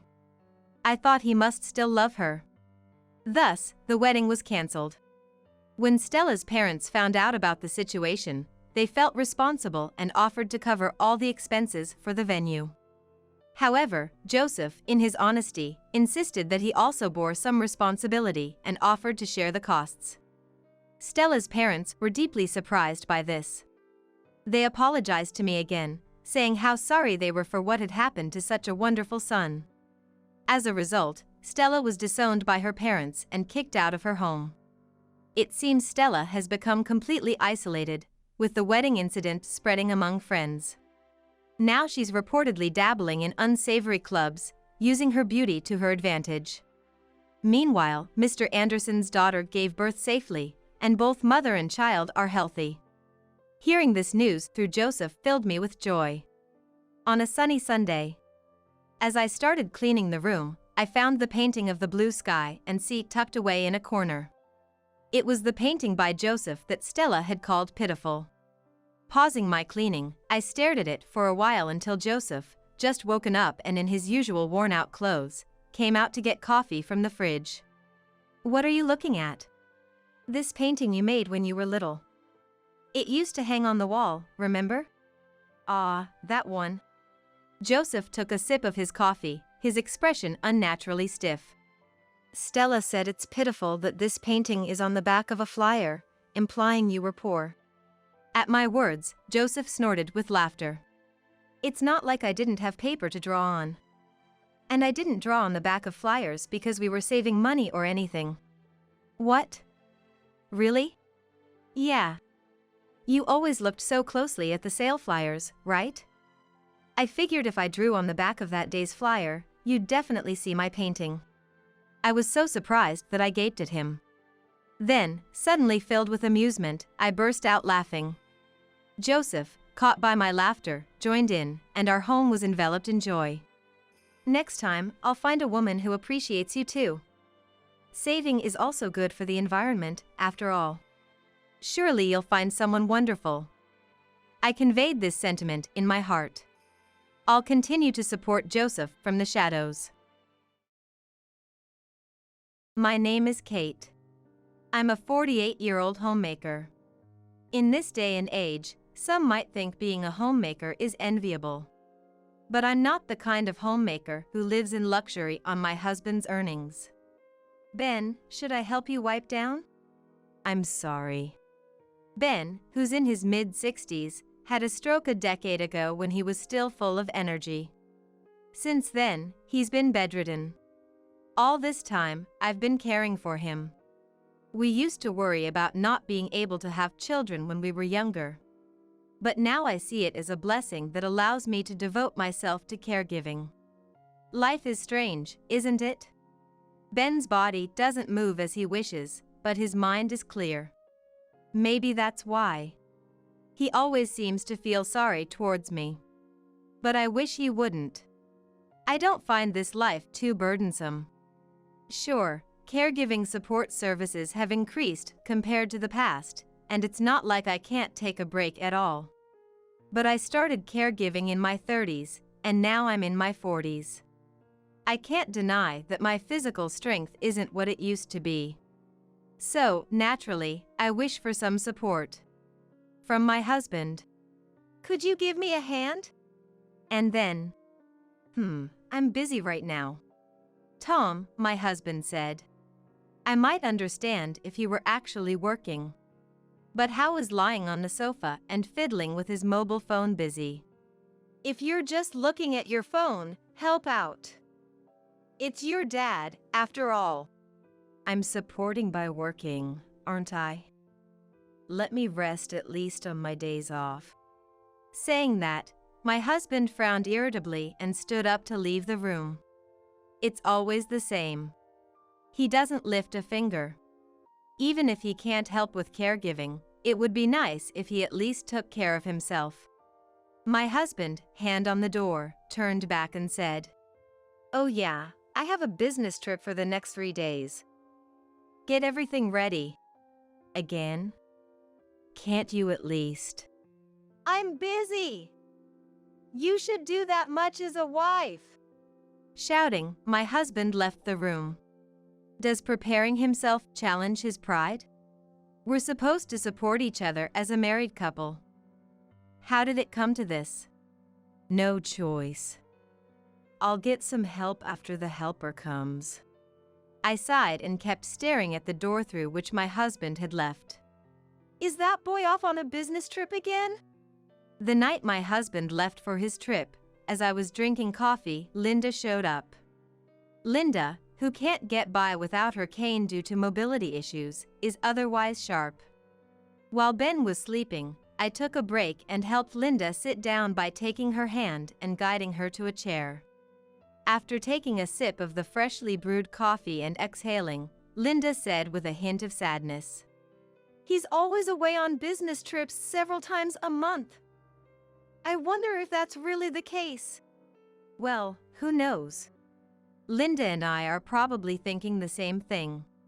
Harboring the same suspicions. Infidelity. That word flickers through my mind. But I deliberately don't voice it. What difference does it make if I find out about my husband's infidelity? He'll surely deny it, and gathering evidence would cost money and effort. But I don't have the luxury to deal with that right now. My affection for my husband is almost non-existent. And naturally, his affection towards me is the same. But having lost my own parents early, my in-laws are as precious to me as my own. I can't abandon them. After all, my husband does contribute financially to the household, so maybe it's better to leave his issues be. After a long life of caregiving, I've given up. It wasn't always like this. My husband used to be kind to me when we were distressed about not being able to have children. He used to be dutiful to his parents. But as soon as the caregiving for his parents began, he changed as if he were a different person. Acting on his own whims, almost as if he was single. He started leaving home frequently, claiming he was on business trips. He grew colder, not just towards his parents, but towards me as well. "You're such an unattractive woman. Eating with you ruins my appetite." After being bluntly told that, we started eating separately. Now, my husband eats alone, while I feed Ben and share meals with Linda. "I don't want to sleep in the same room." Since he said that, I've been sleeping on the living room sofa. But the kind and grateful words from my caring in-laws somehow kept me going. Just when I was feeling the distance from my husband, another troubling issue arose. The money my husband was bringing home decreased. Despite discussing various problems, he stubbornly insisted his salary had decreased. But I knew he was lying. I happened to see his pay stub. To my surprise, his salary had actually increased. I wondered if he had received a promotion, but that wasn't the important part. The problem was that he was lying and reducing the money for the household. "That's quite a sum for your parents' taxi, fares to the hospital, and hiring helpers. Our living expenses are..." What? Managing with the money provided is a homemaker's duty. If you can't do that, you're failing as a homemaker. If you can't even manage that, what value do you have? No matter how much I pleaded, my husband wouldn't listen. Seeing this, my in-laws seemed apologetically again. They even offered their meager pensions to help with the living expenses. Feeling sorry, I struggled to make ends meet with the money my husband gave. As a result, our meals became vegetable-centered and modest. My in-laws claimed to prefer such meals, but my husband would say, "How can I eat such plain food?" And he started dining out every night. Consequently, the money he brought home decreased even more. A vicious cycle that also lessened his time at home. And in proportion, my spirit dwindled away. On that particular day, Ben's condition suddenly worsened. A stroke had recurred. In no time at all, Ben passed away. Initially, I was stunned, but then tears wouldn't stop flowing. Linda and I hugged and cried in front of Ben, who looked as if he were merely sleeping. At that time, my husband was, yet again, on a business trip. When I finally calmed down a bit and called him, "Hello? Who's this?" a woman answered the phone, to my shock. My husband was in the midst of an affair. "Hey, don't just pick up like that." I heard my husband's voice, sounding flustered as he snatched the phone away. Normally, I'd be seething with anger in such a situation. But having just lost Ben, my heart felt numb, and I was surprisingly calm. Without confronting him about the affair, I simply informed him that Ben had passed away. "Oh, really?" His response was disconcertingly brief. Can someone be this indifferent about their own father's death? To me, my husband seemed as alien as a being from another planet. No, that's an insult to aliens. Even in space, I believe there's some sense of parent-child bond. Throughout the funeral, my husband maintained a detached demeanor, merely going through the motions of being the chief mourner. Relatives consoled the grieving Linda. Meanwhile, the actual son seemed to spend most of the time fiddling with his mobile phone and yawning. Everyone looked at my husband with disdain. Because of him, Ben's funeral, whom I dearly loved, became a dismal affair. A month passed since then. Between dealing with the aftermath of Ben's death and caring for Linda's mental health, time flew by. My husband was in an exceptionally good mood today. Because today was the day Ben's will was to be disclosed. Ben had prepared a notarized will, which doesn't require court verification. It was kept in the lawyer's office. Today, Linda was to bring it from the office and open it. Normally, one would assume the inheritors to be Linda, the wife, and my husband, the only son. I wondered if there was really a need for a will. Could there be a secret child? With bated breath, I watched the proceedings, reminding myself that as a DIL, I had no rights to the inheritance. The lawyer, called in for this day, along with relatives of both in-laws, were present as witnesses. As everyone watched, the lawyer opened and read the will. That was, Linda was to inherit the house and land, and half of all other assets. That was expected. But what followed was shocking. The remaining half wasn't left to my husband, the son. "What? Kate and I are to inherit the remaining half equally?" My husband stood up, shouting in disbelief. Indeed. The will unexpectedly left part of the inheritance to me. Stunned, I watched as my husband pointed at me and yelled furiously. "Why does my wife have to take the inheritance? I'm the real son. Everything, apart from Mom's share, should obviously come to me. But the will states, I don't care. It's invalid. Invalid." My husband screamed at the lawyer. I was speechless, shocked by the sudden turn of events. But what my husband said next left me completely astounded. "I was the one who mostly took care of Dad. She didn't do much." "What?" What is this man saying? I already knew he was a liar, but this lie was too much. He took care of Ben mostly? Who could say such a thing? I couldn't stay silent anymore and was about to speak when. "What are you talking about? Have some shame, you foolish son." The shout didn't come from me. Unexpectedly, it was Linda. A dramatic soundtrack seemed to play as Linda's face filled the screen. Or at least, that's how it felt. Then, a close-up of my husband's shocked face. Silence fell over the room. Linda, usually so quiet and never raising her voice, had taken us all by surprise. My husband, stunned by her uncharacteristic fierceness, was speechless. In the midst of this, Linda continued. Mostly took care of Ben, you say? Which mouth of yours is saying that? You do nothing but play with your phone or watch TV every day. You don't even eat at home. You barely contribute any money to the household.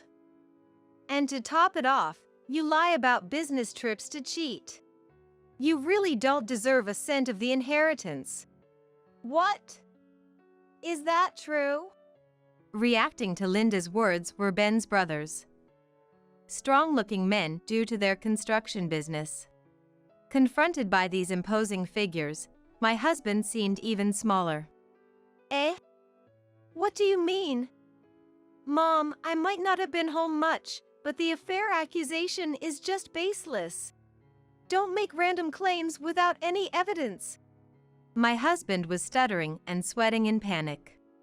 Without missing a beat, Linda produced a large envelope. Where did that come from? Did she have it hidden? I hadn't noticed it at all. Do you know what this is? It's filled with evidence of your affairs. I didn't think Kate, who worked so hard taking care of Ben, would have the means. So Ben and I hired a detective. Be prepared. With that, Linda scattered the contents of the envelope. Ah! After my husband's scream, the relatives reacted. What is this? Ugh, that's disgusting. Really, my eyes feel dirty now. The reaction from the relatives was one of disappointment. The contents were numerous embarrassing photos of my husband and his mistress. What are they even doing outdoors? I didn't know my husband had such hobbies. Never thought I'd discover such hidden sides of my husband after 20 years of marriage. Like the relatives, I was appalled. Shame on you. Doing such disgraceful things. Claiming you took care of Ben, saying Kate did nothing. Insisting the inheritance is all yours, how dare you say such things? You shameless, unfilial son. Apologize to Kate. It's not like that, this is wrong. It's not wrong, you foolish son. Linda, calm down, please. You'll burst a blood vessel. It's too early to follow Ben. Perhaps it was Linda's towering rage that allowed me, the one who should be most upset, to remain calm.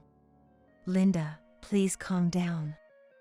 Breathe in, breathe out, inhale, exhale. That foolish son. After some deep breathing, Linda calmed down a bit. But her anger was far from subsiding. Seeing her like this made me start to laugh. Kate? Surprised, Linda looked at me as I suddenly burst into laughter. I smiled at Linda and then hugged her. Thank you so much, Linda. Kate? For getting angry on my behalf, for conducting such an investigation for me. I really appreciate it. Of course. You are my precious daughter, after all. Daughter. I never realized how happy being called that could make me. Since Ben's passing, I've become quite teary, and once again, tears welled up. But I can't spend all my time crying. After stepping away from Linda, I wiped away my tears roughly and looked at my husband. You. What? Let's get a divorce. Fine by me, I'll gladly do it. I desperately suppressed another wave of laughter and then confirmed with my husband. So, about the will, about the inheritance? All right, I accept Dad's will. I looked at the lawyer, who slowly nodded. The lawyer was designated as the executor of the will. I was sure he would handle the following procedures smoothly. taking a moment to breathe. I then moved on to another matter. Shall we begin? My statement was met with nods from Linda and the attending relatives. My husband was the only one who didn't understand. What more is there to discuss? To my clueless husband, I said with a smile. It's obvious, isn't it? The compensation claim for your affair. What? Why did he think it would all end here? With evidence of his infidelity right in front of us, it wasn't going to be just a divorce and goodbye. Don't joke. Compensation on top of the inheritance. What a greedy woman you are. Coming from someone who pushed the care of his parents onto his wife and had affairs. Really, the nerve. Don't joke is my line. We have a lawyer here, and plenty of witnesses, so why don't we have a thorough discussion? I just remembered something I have to do. What could be more important than what we're doing now? Don't run away, you fool. Before I could grab his hand, someone else grabbed my husband by the neck. It was Ben's brother, hardened by his construction work. Behind him stood Ben's equally formidable brother. They nodded in agreement. Muscles really do have an impact. After that, under the watchful eyes of the Muscle brothers, other relatives, and Linda, my husband couldn't flee. He had no choice but to stay and discuss until everything was settled. Today's another beautiful day. Looking up, the sky was cloudless and clear. Half a year had passed since then. Thanks to the lawyer, the inheritance proceedings went very smoothly. The divorce was finalized, and I was enjoying living alone.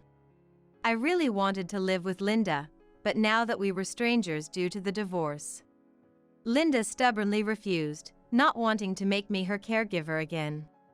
As a result, Linda moved into a nursing home with the money from selling the house. I visit her once a week. It seems like a wonderful place, and Linda seems happy. In the end, I feel like this was the best outcome. The house was sold. That means, essentially, the house was gone. As for my ex-husband, who was practically kicked out, well, according to the will, he received his share of the inheritance. He was overjoyed at first, but then his face turned pale. Why? Because the inheritance had almost vanished. The reason goes without saying. Compensation, of course. My husband's inheritance was gone. Not enough from the inheritance alone, so he also had to pay from his savings. As a result, my husband ended up penniless. And more than that, it seems his affair became known at his company. Particularly among the female staff, he was given the cold shoulder and became quite isolated, leading to a series of mistakes, it seems. That woman, she's my boss, but didn't defend me properly, he was saying over the phone. And it turns out that this boss was a woman and, astonishingly, the mistress was his boss. Maybe that explains the mysterious salary raise. But as soon as the affair came to light, he was dumped by the mistress, who also faced a demotion due to the affair and other ethics violations. I made sure she paid compensation too. That's only right. It's your fault I kept making mistakes and got fired. He tried to blame it all on me. But that's not my problem, is it? You got used to caring for Ben, so looking after me should be easy for you, he said, but no, that's entirely different. I couldn't respond with anything but laughter. So, I blocked his calls. I don't know what became of my husband after that.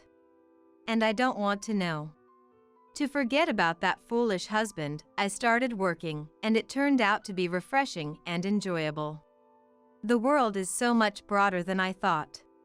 A sense of excitement for a bright future welled up in me unknowingly. Gazing up at the contrails stretching straight across the blue sky, I squinted my eyes. What is a real family?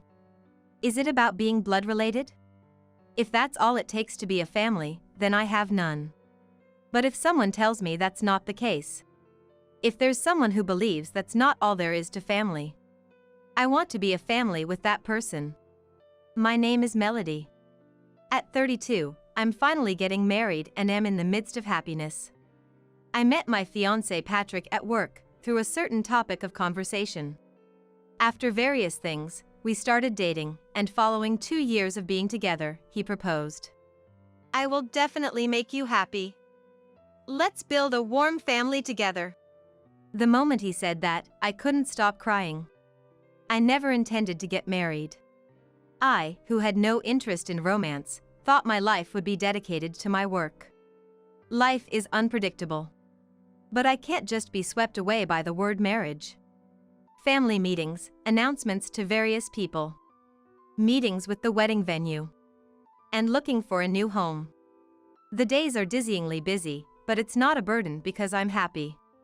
Everything is so enjoyable. However, life has its ups and downs. There's always someone to ruin your happy moments. One day, on a rare day off, while I was relaxing at home, I had visitors. It was my brother Benjamin and my sister-in-law Lily. I live in my parents' house, and when Benjamin and Lily came, my parents had just gone out, unfortunately. I wish they had contacted me in advance. They said they were nearby and decided to stop by. Well, this is Benjamin's parents' house, so they're free to come whenever they want. But all I can do is serve coffee, you know? Just seeing your face, so full of happiness because you're getting married, is enough for me. Saying that, Benjamin patted my head. What's it like to pat the head of your sister, who's over 30? I sometimes wonder, but no matter the age, Benjamin's gentle and warm hand always brings happiness to my heart. Even when I become a grandmother, I'd like to be patted by those wrinkly old hands. Benjamin, still with few wrinkles on his hands or face, is 35. He just married a young woman 10 years his junior last year. For me, Lily is also much younger. Welcome, Lily. When I greet her like this. Thanks. Lily's response is always quite cold. That's just how she is. While Benjamin and I were talking in the entrance for a bit, Lily promptly entered the house and sprawled out on the living room sofa, as usual. Everything as usual. At first, I was amazed, but if this is Lily's normal, it's not for me to comment. If it bothers anyone, Benjamin will say something, so I keep quiet. But there's one behavior that still concerns me. It was when Benjamin stepped away to the bathroom. Hey, Melody. The moment she calls my name, I brace myself, as usual. To me like that, Lily said. Are you really going to be a housewife after getting married? At the family meeting of me and Patrick's families, I talked about quitting my job to become a housewife, and Lily knew because she was there. That's right. Really? Become unemployed, for real? Unemployed, is that such a strange thing? Being a housewife is hard, too. Our mom is one, and it's an important job, protecting the home. When I say that, she laughs at me as if I'm lecturing or making a joke. That's funny. You probably weren't needed at the company anyway. Becoming unemployed, that's the worst. Lily, you're the same, aren't you? It seems like she looks down on it, but Lily herself is actually a housewife. I come from a wealthy family. I'm the daughter of a company president. It would be strange for someone like me to work, right? Besides, I'm loved by Ben. Ben refers to my brother and Lily's husband, Benjamin. So, is she implying that I'm not loved by my fiancé, Patrick? But that's not the only troubling part. Lily's family runs a business, and she indeed is a president's daughter. I attended the family meeting when Benjamin was getting married. I remember Lily's parents flaunting their flashy jewelry and boasting about their expensive, custom-made suits. But behind the scenes, I know about the complaints of low wages among the employees and the salary cuts for staff while increasing the president's salary. Moreover, Lily, who doesn't actually work, gets paid as an employee. It felt like seeing the dark side of small, family-run businesses. Growing up in such a family, there are many things about Lily that make me wonder where the president's daughter is in her. For starters, stop monopolizing the sofa by sprawling out on it. And what's with rummaging through someone else's fridge and shelves, taking out drinks and snacks? And don't just eat them. That's the chocolate mousse I was hiding. I bought it on my way home from work yesterday and was planning to have it for a snack. I was just helping you not to get any fatter. You should be thankful. Thankful, my foot. I was irritated, but I am the elder one. Getting seriously angry over a younger person's joke would only add to my gray hairs and wrinkles. The best thing is to ignore it. But Lily's audacity doesn't end there. It happened during the crucial wedding dress selection for my wedding. Mom wanted to see it too, so she left work early to meet me, but somehow, Lily was also there. Yikes! An unrefined exclamation slipped from my mouth. I just can't be that tolerant. Sorry, but no. I got married just last year, so I think I can give some good advice. Since you are older, maybe avoid flashy dresses? Maybe just a simple dress would be better? What kind of advice is that? Do you even know the meaning of advice? It's supposed to be helpful. Not at all helpful. I feel like she's out to kill my spirit. For now, ignore Lily, just ignore. If that's impossible, empty my mind. Stay calm, and Lily's presence will become nothing. No way, Melody, a princess line dress wouldn't suit you. That's for young and cute girls like me. Do you even know your age? A mermaid line is a no-go too. It shows the body shape too clearly. That's for someone with a nice body like me. Your figure is just unsightly, you know? And showing your back is a bad idea too. That's for beautiful girls like me to show off their dazzling radiance. Your back would just look gloomy. I can't stay calm anymore. Shut up, you woman. If only I could say, who are you to talk like that? How refreshing that would be. But frankly, it's just too bothersome to argue each point. At first, I casually mentioned it, but she just won't listen. But that doesn't mean I should burst into a fiery rage. It would be bad for the shop staff, and I don't want to ruin the atmosphere. I want to enjoy this. So, I have no choice but to endure. Aiming for emptiness, then giving up, repeating this, I somehow managed to finish choosing the dress. Afterward, the three of us went to a cafe. By then, I was really exhausted. It's great that you found a nice dress, Mom said. I nodded in agreement. The dress was nice, but the person wearing it is a bit iffy, Lily said. Enough. Even Mom frowned at Lily's harsh words. Being mindful of her role as a mother-in-law, Mom rarely argues back with Lily. But perhaps she couldn't bear it any longer. Lily. It's not right to speak about people that way, she admonished her. In that moment, that's terrible. Carol, are you bullying me? I was just trying to be helpful. And there it was. It's not like that. After all, Melody isn't your real daughter. Why support her like she's your own blood? Lily started saying outrageous things. Mom, looking distressed, fell silent. She's an adopted daughter, right? So to me and Ben, she's a complete stranger. A person with no blood relation. I was just tolerating that and giving grateful advice. I was speechless. That's right, I'm not her biological daughter. My biological parents died in an accident when I was young, and my current adoptive parents took me in. They gave me as much love as biological parents. Raised by adoptive parents who treated me like their own daughter. My parents and Benjamin, they definitely consider me family. And she dares to say such things to us. I felt the blood drain from my face. But Lily's tirade didn't stop. I think it's enough that Benjamin married me, a president's daughter. Now might be the time to disown the outsider Melody, right? We would never do that. But my dad says it too. It's shameful to have an adult parasite in the family. Having someone like that in our family is a disgrace.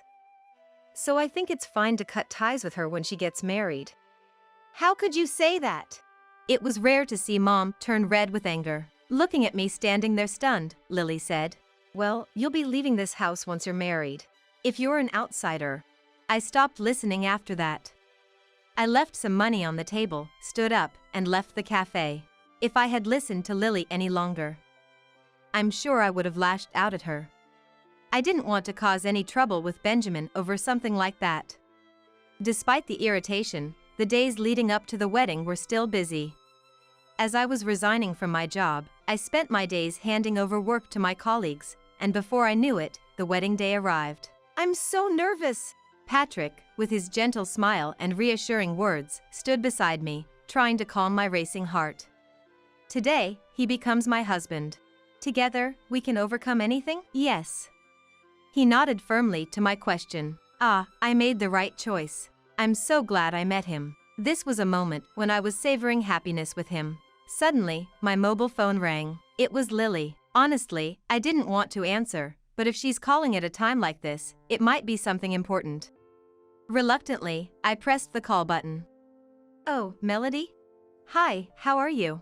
"I'm fine, goodbye." I almost hung up on reflex, but I managed to restrain myself. Why does she have to disrupt my mood today? I didn't want to feel irritated on such a day. I calmed myself and asked her calmly, "What's up?" "I'll excuse myself from your wedding today." "Excuse me?" I had a feeling it was going to be something absurd, but this was beyond anything I expected. After a long pause in my reply, Sorry, what did you just say?" I asked back. "I said, I'm not going to your wedding today. I realize there's no need to go to a stranger's wedding." "Stranger? It won't be fun anyway, so why bother going? Plus, why celebrate for a stranger? There's no need, right? So I'm not attending, lol. "What does Benjamin say?" No need to ask. Daddy says there's no need to go. I think so too. So from now on, don't treat me like a sister. In fact, don't ever come to see me again. We're strangers, lol. I was speechless. What a thing to say, to think she's family. My anger was rising. Enough. I don't want someone like her at my wedding. I planned my next move and spoke firmly. "Got it, you're not attending. But are you sure? It's going to be tough, just remember that." She probably took my words as sour grapes. Lily's mocking laugh echoed from the other end of the phone. What are you even saying? I have and will continue to have a happy married life. You just live your miserable life in silence, lol. Bye. The call ended. I was about to boil over with anger at Lily's audacity, but seeing Patrick's concerned face calmed me down. I had one thing to do. Determined, I made a call to a certain place. After doing what I needed to, I switched my mindset and walked down the aisle as a happy bride. I enjoyed a wonderful reception, and then I realized, hey, isn't this the best ceremony? Because that awful Lily isn't here. The depressing presence that always had something nasty to say was absent. It was unexpected how much lighter and happier I felt without Lily there. As the reception neared its end, it was time for the bride and groom to give their thank you speech. The groom, Patrick, stood up, and I moved to stand beside him. At that moment, bang! A loud noise echoed, and the doors of the venue burst open. "What's the meaning of this?" A woman's scream resonated through the hall. It was Lily, her face flushed with anger. She must have rushed here, in her everyday clothes. Panting, with disheveled hair and clothes, she didn't look like a president's daughter. I expected the room to erupt into chaos, but it didn't. Of course, we had anticipated something like this might happen, so we had already explained the situation to the attendees in advance. And then, our prediction came true. I took the microphone from Patrick, who was next to me, and then I said, "What's the matter, Lily? You look so flustered." "What's the matter, you say? What did you do?" Lily's voice was louder than mine through the microphone. Her breathing was erratic. "What do you mean?" "Don't play dumb. Our company suddenly lost major clients who said they'd stop dealing with us. They mentioned it had something to do with you. What's this about?" Oh, that was quicker than I thought. That was my honest reaction. I smiled. "You see, I know various business owners. I told them about the situation with your family's company, that a company run by a family like yours would soon go bankrupt." "How do you know business owners? Aren't you just a clerk?" Time to reveal the truth. My late biological parents, they were fairly prominent business owners. When they passed away, and I was left in shock, all our business partners came forward to support me. "What? So you were a president's daughter? It's not a big deal. Just a small company with about 300 employees. 300? Our company only has just over 100. But why were you just a clerk then? Someone acted as the president in my place until I became an adult. I couldn't just oust them after I grew up, so I stayed on as a clerk. But now that person is retiring, and my husband Patrick will be the next president. He's been recognized for his abilities. What? You're going to be a president's wife? Lily was taken aback. By the way, your family's company has a big deal with ours, right? Started because you insisted on it, wasn't it? What's going to happen to that? Of course, that deal is nearing its contract end too, so no renewal. What? Lily's scream echoed throughout the venue. There were chuckles from various places. Lily glared at the attendees, but then she noticed something shocking. Why are you here? She was looking at the family section. Yes, there sat my brother, Lily's husband, Benjamin. Benjamin shrugged lightly at Lily's words. Why? Because I'm Melody's brother, but there's no blood relation. You don't need to attend a stranger's wedding. To you, family is only about blood, huh? He said, looking sad. I don't think so. Family is certainly about blood relations, but there's so much more to it. I've grown up with Melody and I love her as my family. I've never thought of her as anything but my sister. Melody will always be my dear sister. At that moment Benjamin spoke, tears streamed down my face. I had always struggled since childhood, constantly questioning if I belonged in this family. Every time, my parents and Benjamin reassured me with a smile, of course, you do. They'd say, you're an important part of our family, and hug me. Their comforting hand on my head saved me so many times. As Lily stood dumbfounded, Benjamin continued. Lily, it's a shame. I never thought you could be so terrible. Sorry, but my love for you has completely cooled off. I can't be married to someone who calls my family strangers. What, Benjamin, what are you? I'm divorcing you. What? Why? Don't you see the contradiction in what you're saying? What? If family is only about blood relations, then you and I are complete strangers, aren't we? No, that's different. Marriage is, Lily tried to make excuses, but she couldn't think of anything. Panicking, she fell silent. That's what your words imply. So I can't stay with you anymore. I don't want to. We'll discuss the rest through lawyers. No, wait. I don't want a divorce. No. Lily was desperately clinging to Benjamin. Then Lily's parents arrived, looking frantic. Seeing the influential guests at the reception, their faces turned pale. Apologizing profusely, they dragged Lily out of the venue. Afterward, due to the unexpected chaos, my husband, my parents, and I apologized to the reception guests. Hang in there. Warm words of encouragement came from the crowd. I was just grateful. Lily and her family faced a living hell afterwards. Who would want to deal with a company that has her? Was the sentiment, leading to many canceled contracts. Her parents, unable to salvage the situation, even tried to cut ties with their daughter to maintain business relations, but no companies were willing to continue. Finally, Lily's parents retired, and an employee, chosen by the unanimous decision of the clients for their competence, became the new head, saving the company. I was relieved inside.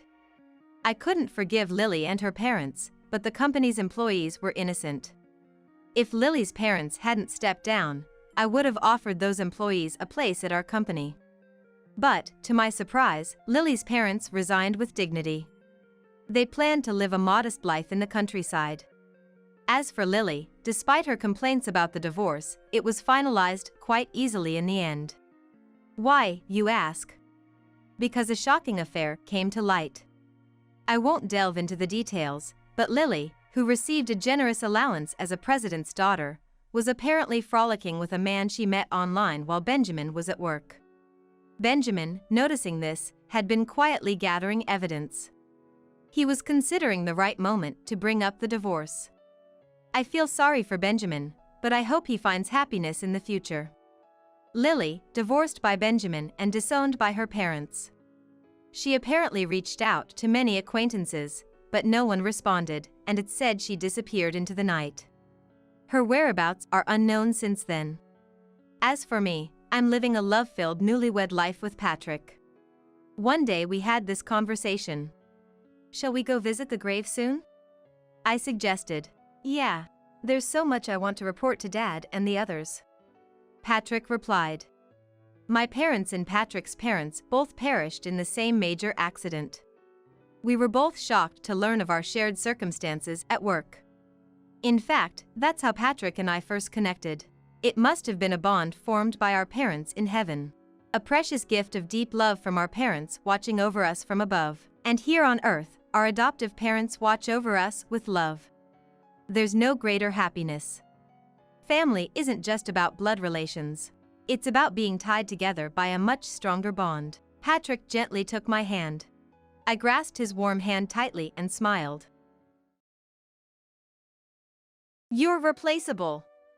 You're fired. Elaine, the president's daughter, spat out at me. I had reached my breaking point. Without retorting to her words, I quietly accepted my dismissal. Understood. If I must leave, then so be it. Emotion had drained from me. I responded in a voice lacking any spirit. Well, goodbye then. She waved at me, her face brightening with relief. I started preparing to leave the company I had once been grateful for. Then, I shall resign. On my last day, I went to say goodbye to Elaine. It was already too late for her. Not only was I leaving, but I also decided to leave a parting gift for the company. Would you reconsider your resignation? Elaine asked me, tearfully. Ridiculous. She was the one who fired me. I am Bonnie, 40 years old. Living alone in urban, I'm single and have devoted my life to my job. My parents live in another state, quietly enjoying their retirement. Both my parents were salespeople, which probably influenced me. From a young age, I was good at negotiating and getting along with people, whether getting extra prizes from the candy store or winning over my classmates' mothers for fancy birthday gifts. I had always wanted to use my strengths in a sales career. Eventually, as an adult, I worked in various sales roles before joining this staffing agency through a mid-career hire.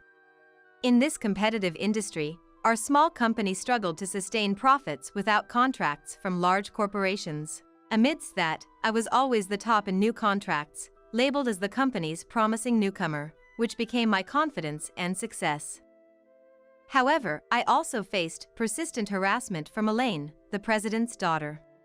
She had once been in sales and enjoyed popularity as the president's daughter, but now, working in administration, she seemed to take her lack of fulfillment out on me with relentless jealousy-driven harassment. I'm off now. I would routinely report before leaving the office to visit clients. That day, I had a packed schedule with client appointments, so I quickly finished lunch with coffee at the office before heading out. Bonnie, if you use the hot water from the pot for your coffee, at least refill it before you leave. Elaine chided me. Sorry, I'm in a rush. Could you top it up for me? She asked as she came to refill the water boiler, part of her administrative duties. I hadn't used much water, and I made sure to use it before everyone's lunchtime, so there was still plenty left. Honestly, everyone complains that there's always less water after you use it. She griped. Really? I don't use much, but I'll be more careful. I replied. With an appointment waiting, I couldn't linger and quickly left the office. During a meeting with a client, an email was sent to all employees from Elaine. It read, "To all staff, for the pleasant use of communal resources, please adhere to the rules. Recently, some inconsiderate employee has been using a lot of the pot's water without refilling it. Although it's just one person, we ask everyone to use the company's resources responsibly." I thought, this is about me, isn't it? The email implied it was just one person, so if a witch hunt started at the office, Elaine would surely point fingers at me. Ridiculous. I still remember her poor attitude from my first greeting at the company. She must be really bored to bother with such petty harassment. I had no choice but to get used to her antics. After finishing the day's appointments, I returned to the office to submit my end-of-day report. It was past 7 p.m. Usually, no one is around at the headquarters at this time, but Elaine was still there. Oh, Elaine, you're still here? Wow, Bonnie, you are still working? She asked, clearly surprised as I approached. Sorry to startle you. Yes, I'm surprised.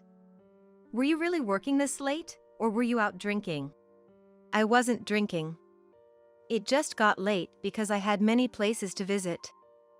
What I wanted to ask was why she was still at the office at this hour. But I couldn't say that. After all, being the president's daughter, she had a habit of bullying others by exploiting their weaknesses. I'm heading home now, Elaine. Don't stay too late yourself. Just go home already. Sigh, another day drained by unnecessary issues. But something was bothering me. I couldn't help but wonder why Elaine was staying so late, and why she got puzzled as I spoke to her. Bonnie, can I talk to you for a moment? Elaine asked. What is it? I replied. It's almost the end of the month, right? I need to check something about the new client acquisitions. She said. Okay. I'll be back at the office by 5 p.m. The next day, as I came to the office as usual, what Elaine had mentioned felt unnatural. Why would an admin staff be concerned about the sales department's client numbers? That's typically the responsibility of the sales manager, not admin. The day was packed with appointments again. A company I regularly visit wanted to start a new project and needed staff, so they asked our company for assistance, resulting in another new contract for me. That client is a major call center expanding rapidly, and my strong relationship with their representative means they contact me whenever they need staffing support. Back at the office, after reporting the new contract to my boss, I went to meet Elaine, who had been waiting. I'm back. You mentioned something about a client this morning. What's up? I asked. Bonnie, are you securing these new contracts by forming deep relationships with the clients? She inquired. What? I was taken aback by her unexpected question. No, of course not. I stammered. Is that so? Well, if that's the case, then it's fine. Is that all? Yes, that's it. She replied. It felt weird. She waited all this time just to ask me that? While I was out working hard, she seemed to have nothing better to do. I don't feel comfortable about your question. Is something wrong? I asked. Nothing's wrong. She said, her expression mocking. Then why ask such a thing? I find it strange. Someone like you getting so many clients. She said. To me, it wasn't strange at all. It was due to my effort and expertise. What do you mean by someone like me? I asked. You don't seem like the sales type. I mean, with my looks and privileged background, I fit the sales role, but you don't, Bonnie. She implied. Sure, Elaine was attractive and had the president as her parent, seemingly living a charmed life. However, that's not what makes someone good at sales. Are you suggesting that because of my looks, I'm getting clients through personal relationships? I questioned. I didn't say that directly. She laughed. Feeling personally attacked, I left the office, passing by the laughing Elaine. I was so upset, I cried all the way home. As the month end approached, it was time to report this month's new client acquisitions and progress. Today was the day for that meeting. I had worked hard this month. With referrals from a major company and new clients met through acquaintances, I had secured 3 contracts, feeling very satisfied with my performance. Some months are dry, but this month, I felt proud of my achievements. This month I've acquired 3 new clients, bringing my total to 12. It was my turn to report my performance, so I shared as usual. But then the room started buzzing. What's going on? I whispered to my colleague David, sitting next to me. He is a friendly guy I've been close with since we started together, and quietly filled me in. The documents say something different. What? I checked my papers and they matched what I had just reported. However, his copy showed my new client count as 0, with a note saying there were issues with my sales acquisition methods under investigation. What's this? Let's talk about it later. We should continue the meeting. David advised, so I followed his lead and got through the meeting. I asked him for more details afterwards. Why were my documents different from everyone else's? Elaine prepared them, so I'm not sure. At that point, I understood. It was harassment from her. Elaine prepared them, I see. I took the documents David had and went to confront Elaine. Elaine, I need to talk to you. What's up? Don't look so scary. She said, this document, what is it? It's false, right? This is too much, even for harassment. I found myself raising my voice at her without realizing it. I was that angry. Then she said something shocking. Bonnie, do you know what happens when you talk to me like that? What? You're replaceable. You're fired.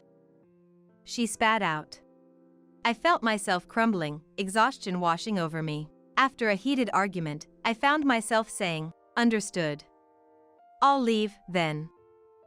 The intense argument in the office had made me the talk of the company. Despite contributing so much, why was I facing this? But I had said I would leave.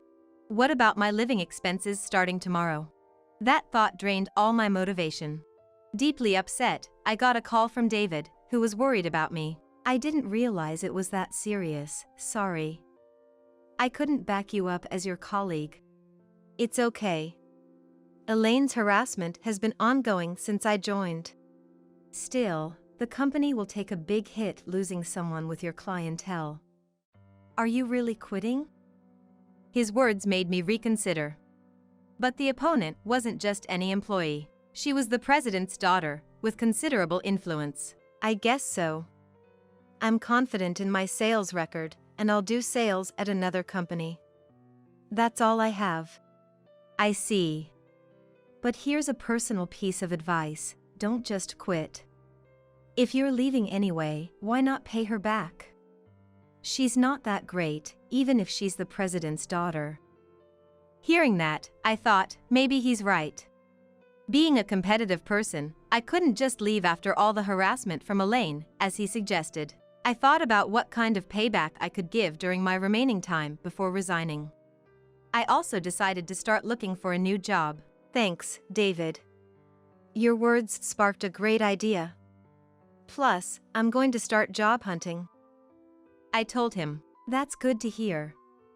Personally, I wish you'd stay, but if you're leaving, it might be fun to give Elaine a bit of trouble as a parting gift. He said, you might be right. I mused. After hanging up with David, I dove into my job search and decided to use my remaining paid leave. I had a lot accumulated due to rarely taking time off. I went to Elaine to tell her about my plans. Elaine, thanks for deciding to fire me the other day. She seemed surprised by my attitude, probably expecting me to be depressed. What's with that attitude? She asked. Did you think I'd be down? No, but you're tougher than I thought. Yes, I am. By the way. I cut her off mid-sentence to tell her I'd be using my accrued leave. Paid leave? I won't allow it. You should just leave quickly since you're fired. Is she an idiot? She doesn't even realize the problem with her statement. Do you not know? You can't just fire someone easily, and you can't deny paid leave without a special reason. Fine, take it then. She relented easily. It wasn't as satisfying as I hoped, but I planned to use my leave to execute a great idea. Thank you.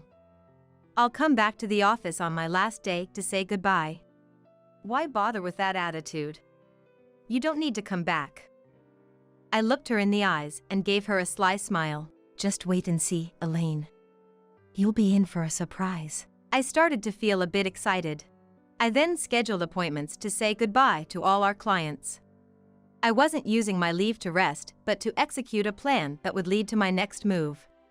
I decided to use all 30 days of my leave for this purpose and as payback to Elaine. I received regretful responses from many clients.